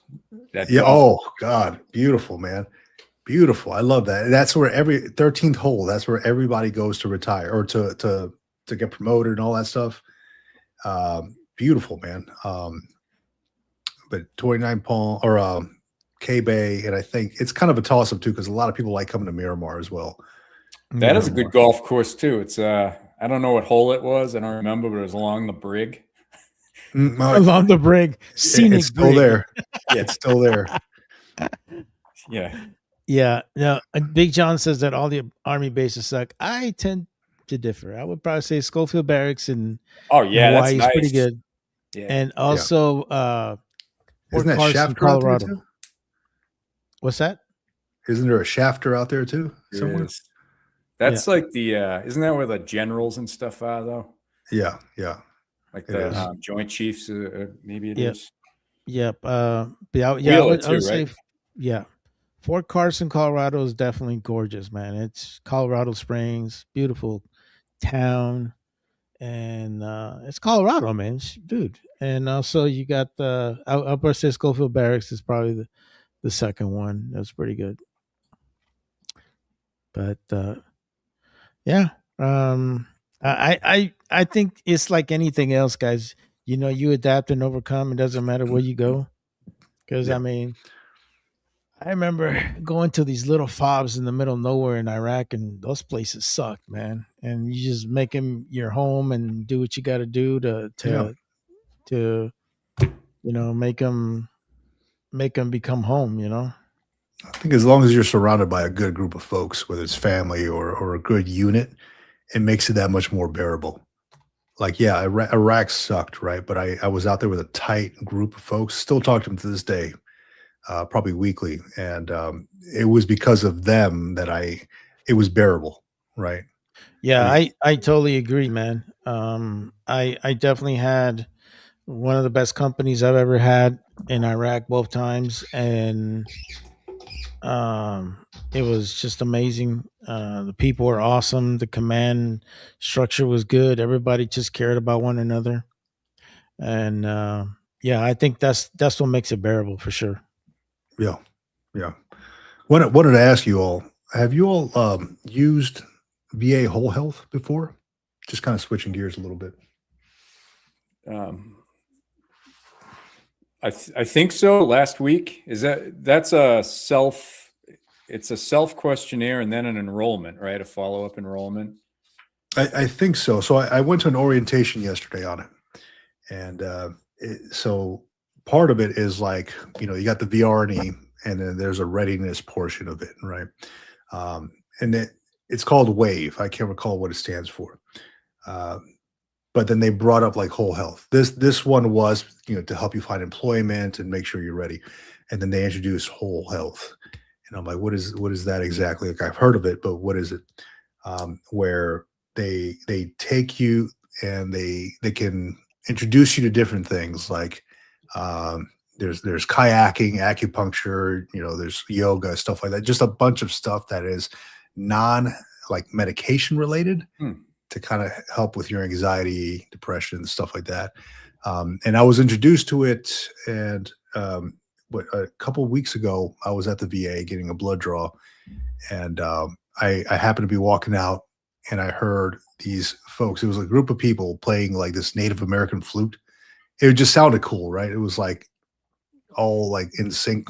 It sounded nice. And so I approached them. I'm like, hey, is this like a group you guys got? And they're like, oh yeah, come by on Tuesday. We'll give you a flute, like this handmade thing. I was like, no shit, really? So stop by. And it's part of the whole health thing, right? It's all paid for. It's like this thing's like a $200 flute, man. And they gave me this thing. Yeah, it's beautiful. It's like cedar. It smells amazing. But I'm like, I didn't know this stuff really existed, right? Like, you guys pay for this? Like, yeah, it's completely yours free, man. Just come for 8 sessions. And they're like, yeah, we also have, kayaking and yoga and this and that. I was like, holy crap, man, all paid for by the VA. Yeah. So I just went to my first VA appointment last week. Mhm. I think it was last week. And I got a questionnaire regarding whole health, and I did get asked if I wanted to be enrolled in the program, but I think my own stupidity just thought it was like the whole me. And so I said, sure, but I didn't realize what it was. I thought it was just a function of the physical, of like the new patient physical. So you got me thinking I might look into it a little bit more. I probably left something on the table. Yeah, they got some cool programs, man. Go ahead, Mario. I thought it was something where they sap your brain, so I said no. So I didn't know what it was. I said yes. He didn't know what it was. He said no, and you're kind of the happy medium, Vic. So yeah, they got stuff. I'm gonna the next one that they got that I'm gonna try out is this wood turning class. So that's cool. It kind of caught my interest, right? So I'm like, well, Man, look let's at try you. it out, You gonna dude. become Jesus, man? That's it, man. Carpenter, dude. Why not? That's what I'm Follow talking the big about, man bro. steps. Hey, you can make Freaking some big. good money on the side, bro. Make yourself some cutting boards and the little planter things that people, dude, people make money out of that stuff, bro. I would if the freaking farmers market and flea market wasn't already saturated with that stuff, man. Everybody's Oh, doing that. well, you know, a lot of guys, what they do is they go to the marketplace on Facebook. They do pretty Yeah. good, but yeah, just something to think about. Freaking what's his name? Big John Lou over here calling me out, man. Vic, you have shown the flute a couple times now. Let's see you play a note. Can't do it, bro. I'm a beginner. I mean, it's there's only like 6 holes on this thing, but no, I'm pissing everybody off at the house. They're like, I'm trying to watch something. Trying to get my freaking meditation on here in the office. Nobody wants to hear that. I'm I got a visual of it. right back here in the chair, dude. Just Yeah, I know, man. telling That's you, but it's cool, though. good. It's a stress reliever for sure, dude. It really Yeah, is. for They sure, hook bro. you up with like a little booklet and stuff here. But very, very cool stuff, man. Along with that, there was a group. I'm the youngest one in that group, I think. There's a whole lot of like Vietnam veterans. Yeah. A lot of folks in there, you know, they got their little hats on. They always start the group out with talking about how the week went, and then some of these dudes go kind of deep in it with like, you know, dealing with depression and stuff. And one of the guys mentioned, you know, veterans and the holidays and stuff like that, and isolation, and how you know he may not know many people, so that's why he comes to hang out at the VA, right? I'm like, okay, well, I get that, right? Because as you get older in age, you know, you may not want to talk to a lot of people unless it's like people who kind of are within your tribe, right? Who have served as well, right? Which kind of led me down this path. I've done a lot of research on this whole thing called like the men's loneliness epidemic. I don't know if you all have ever heard of that. There's a Harvard Business Review or a Harvard School research on it. I was just listening to a podcast about it too. And the idea behind that is as you get older, men tend to have less and less friends, you know, because it's either they're always online or they just don't know how to communicate socially. And it doesn't help as you get older because you just kind of lose those skills. I'm curious, like if you all have ever heard of that for one, and then what you all think about that. I'm kind of like doing deep dives on this stuff, man, because I'm big on like human behavior psychology, and that's what I'm going to school for. And I read about this stuff all the time. And I'm like, damn, you know, I have noticed that like I have a very tight group of folks, and they're not many. They're like 2 other people that I talk to. But then my wife brought it up to me at one point. She's like, I have like a lot of friends, but I noticed that you don't have like a guys' night out or something like that. You don't do much. They're And acquaintances, I'm not like, friends, bro. yeah, you keep them at a 1 arm's distance. No, but you know, I don't go out and hang out. You know, I kind of keep to myself, walk the dog, stuff like that. And she came up and asked me like, are you feeling okay? Like, because other people have, you know, poker nights or they go out fishing with buddies. I'm like, I don't feel like I'm missing anything. So then I started doing research on it. I'm like, oh shit, this is like a thing. There's like it's called men's loneliness epidemic. And I was just wondering if maybe y'all have heard anything like that. Is it a problem? Like I think of epidemic, and I think of like It is, I think. Yeah. it is. So Yeah. It's popping up more and more. And I think maybe with the younger generation too, because they're so involved with just being on social media instead of actually having like one-on-one social interactions. You know, like when I go on the train here, going to, you know, I don't know, taking the train somewhere, nobody's talking to each other. Everybody's like quiet on their phone. When you go into a waiting room, nobody's talking to each other, you yeah, know, and there's nothing like that. And it seemed, I mean, they call it the epidemic, and you could just Google that thing, and there's a ton of stuff on it, how people are losing that sense of social interaction. And that kind of sparked it up again when I was talking to that older gentleman, that Vietnam veteran yesterday.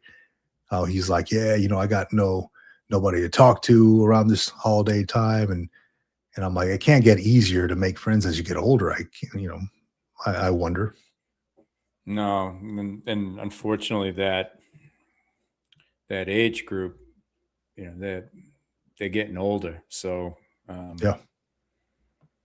I don't know if there's an easier way of saying that there's going to be less and less of that age group as years go Yeah. on. So Yeah. I haven't heard of it. I haven't really thought about it much, but I would offer though that a lot of stereotypical men's hobbies are Mhm. kind of lonely anyway, though. The ones I think of off the top of my head, like even golf, where you do with your buddies, half Yeah. the time you're at the opposite end of the course the entire time. It's there isn't a whole lot of socializing unless you're both hitting it straight down the middle. So, Right. or talking a lot of shit. One of the two. Yeah. Yeah. yeah, Yeah. I don't know Exactly. if it's something I would have picked up on my own. I think of the guys that I typically hang out with. It's once in a while, but one of them's a woodworker, so he spends a lot of time in the shop. Yeah. Other one's a musician. He's playing on his guitar. Like there's a lot of alone time that I think we're perfectly happy with. Mhm. But at any time, I think we could meet up and have a good time. Whereas Yeah. that gentleman Yeah. you were speaking to might not have that opportunity if his friend group is either waning or maybe not, maybe Yeah. non-existent. Yeah.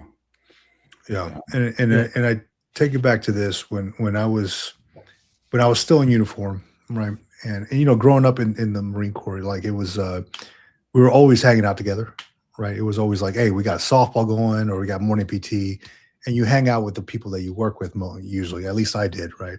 You Yeah. go to the barracks, at barracks parties, everybody's doors open, freaking hanging out on Friday night. You go out together to the bar, stuff like that. You got built-in friends, right? And what I noticed as I got a little bit older in my career, that a lot of that stuff changed. And I'm wondering, like, don't you guys, I had a conversation with one of the Marines. I was like, don't you guys hang out together, like after work? For me, And they don't. yeah, and it's a valid point. So I just put in a link for video that I saw that to me was extremely interesting. It talks about the 5 traits about you know people that don't have any friends. In reality, you stop and think about it. All of us are very comfortable being alone. In most Yeah. cases, we do and are more productive alone. It's not that we're antisocial, is that we love our peace a lot more than being around other people. Like, we don't feel alone when we're just doing our own thing. Mhm. Um and to me sometimes is the fact that I don't want somebody else invading my peace that makes me kind of feel that way. And if you guys check out that video, it's really interesting. It really kind of entails like a lot of stuff that deals with psychology.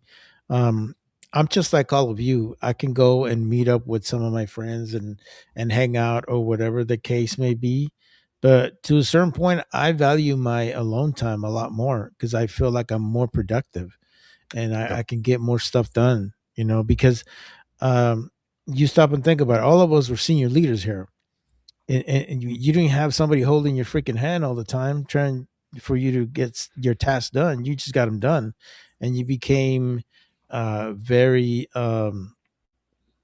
elaborate as to how you got things done, however you got them done. And in most cases, the most productive time that you had is when you were alone with your thoughts and you were able to kind of piecemeal things, whatever. But obviously, if there's stuff that you couldn't figure out, you get your team involved.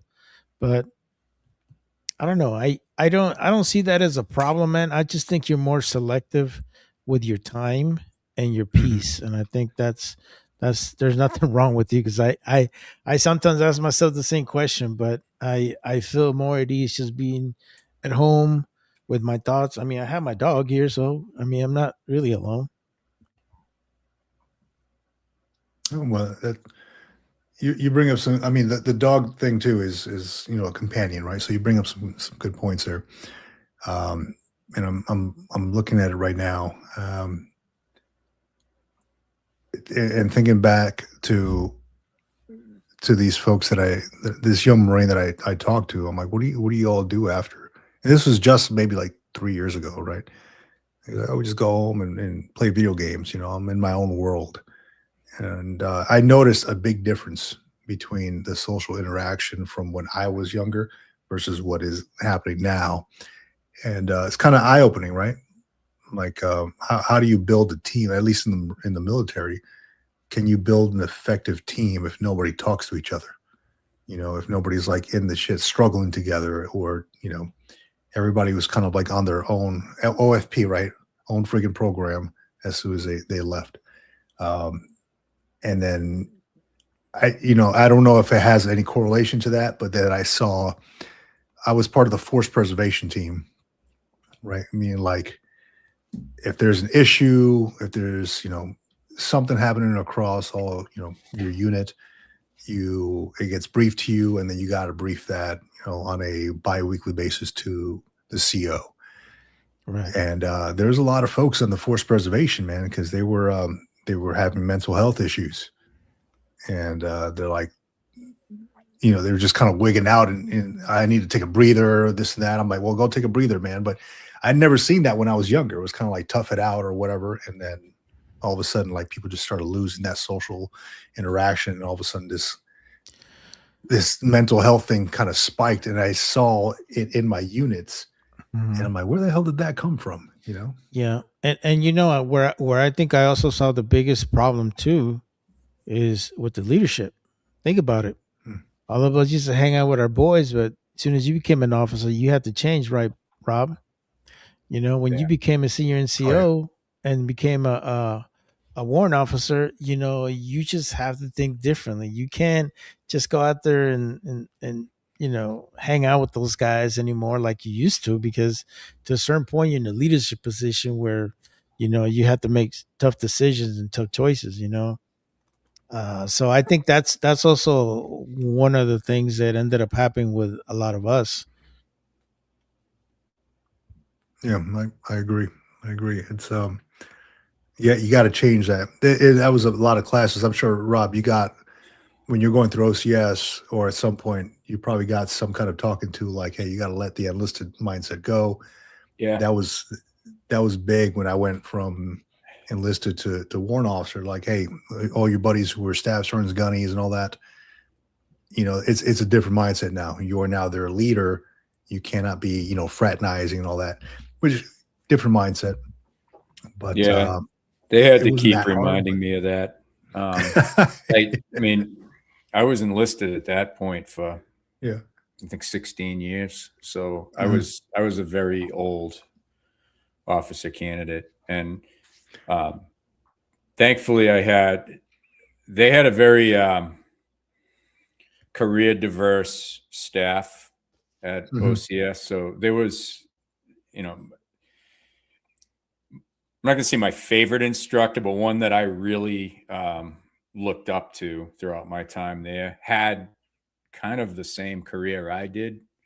Yeah. And he was older when he went, and I had to really lean on his leadership because he saw me wanting to play both sides the whole time, because It's tough, man. It's Yeah. really, really tough. yeah, It's and really, really tough. I never lost that enlisted pride either. Like, that's something that like coming Yeah. up through the hoss pipe was something that I'm most proud of throughout my career. So Mhm.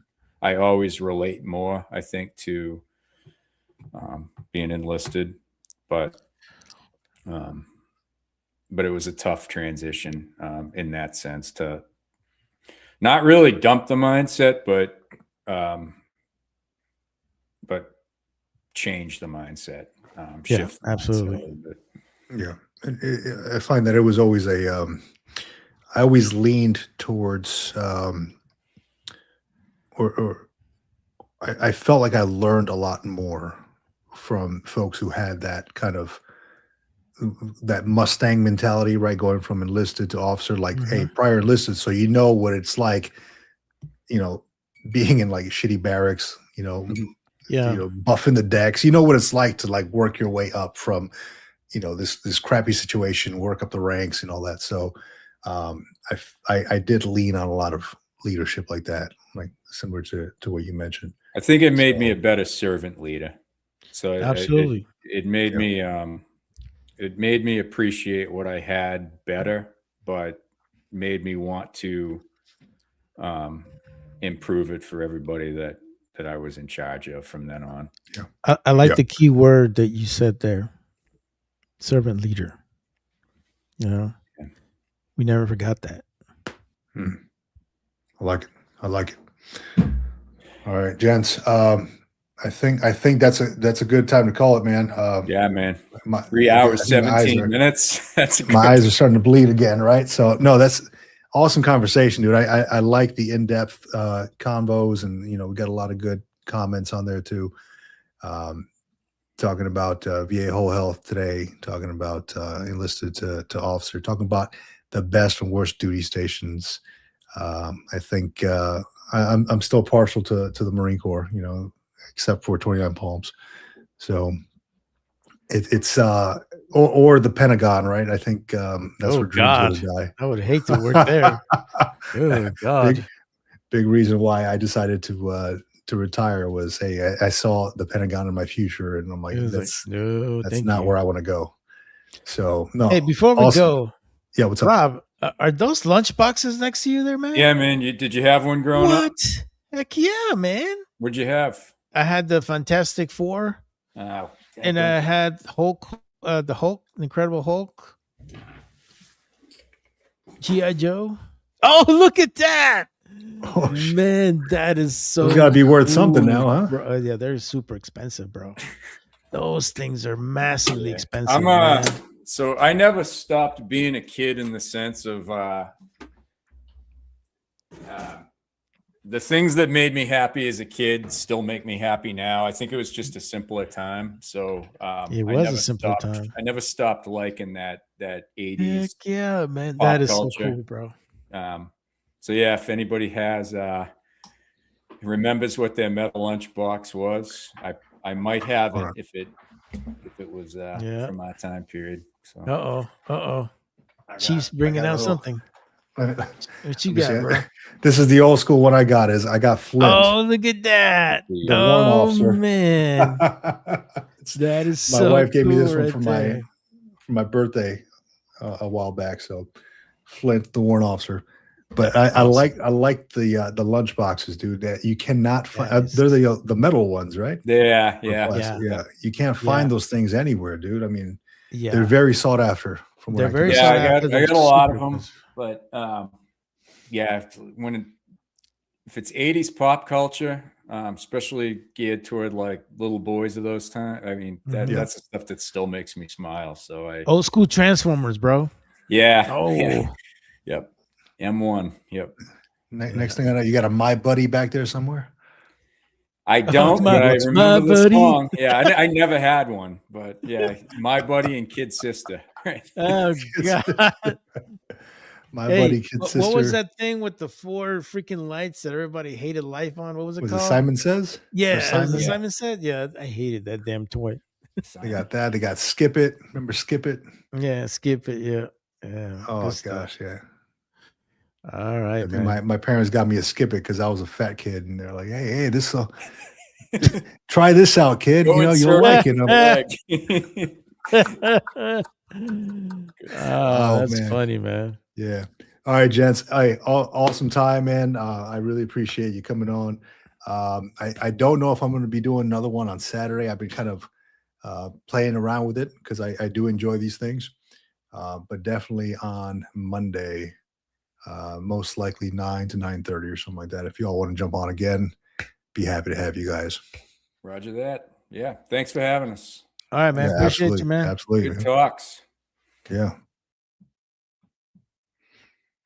Yeah. So excellent stuff. I appreciate everybody coming on. If you haven't already done so, please consider liking and subscribing and turning notifications on just to know when the next time we're going to be having this is. I really do enjoy these talks. I really do enjoy all the comments. I'm one of the best parts of my day, to be honest, coming on here and just, shooting the shit and just hanging out with some good folks out there. I'll be putting out some more videos coming up. So look out for those. But if you ever, want to jump on and join in on the live stream every so often, I'll put the link out there. So feel free to do so, just like Rob and Mario did.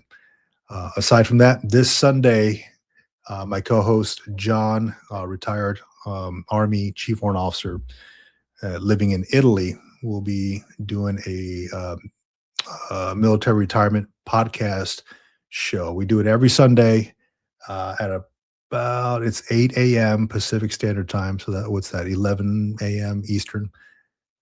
So we do a show every Sunday talking about relevant veteran stuff, and this will be no different.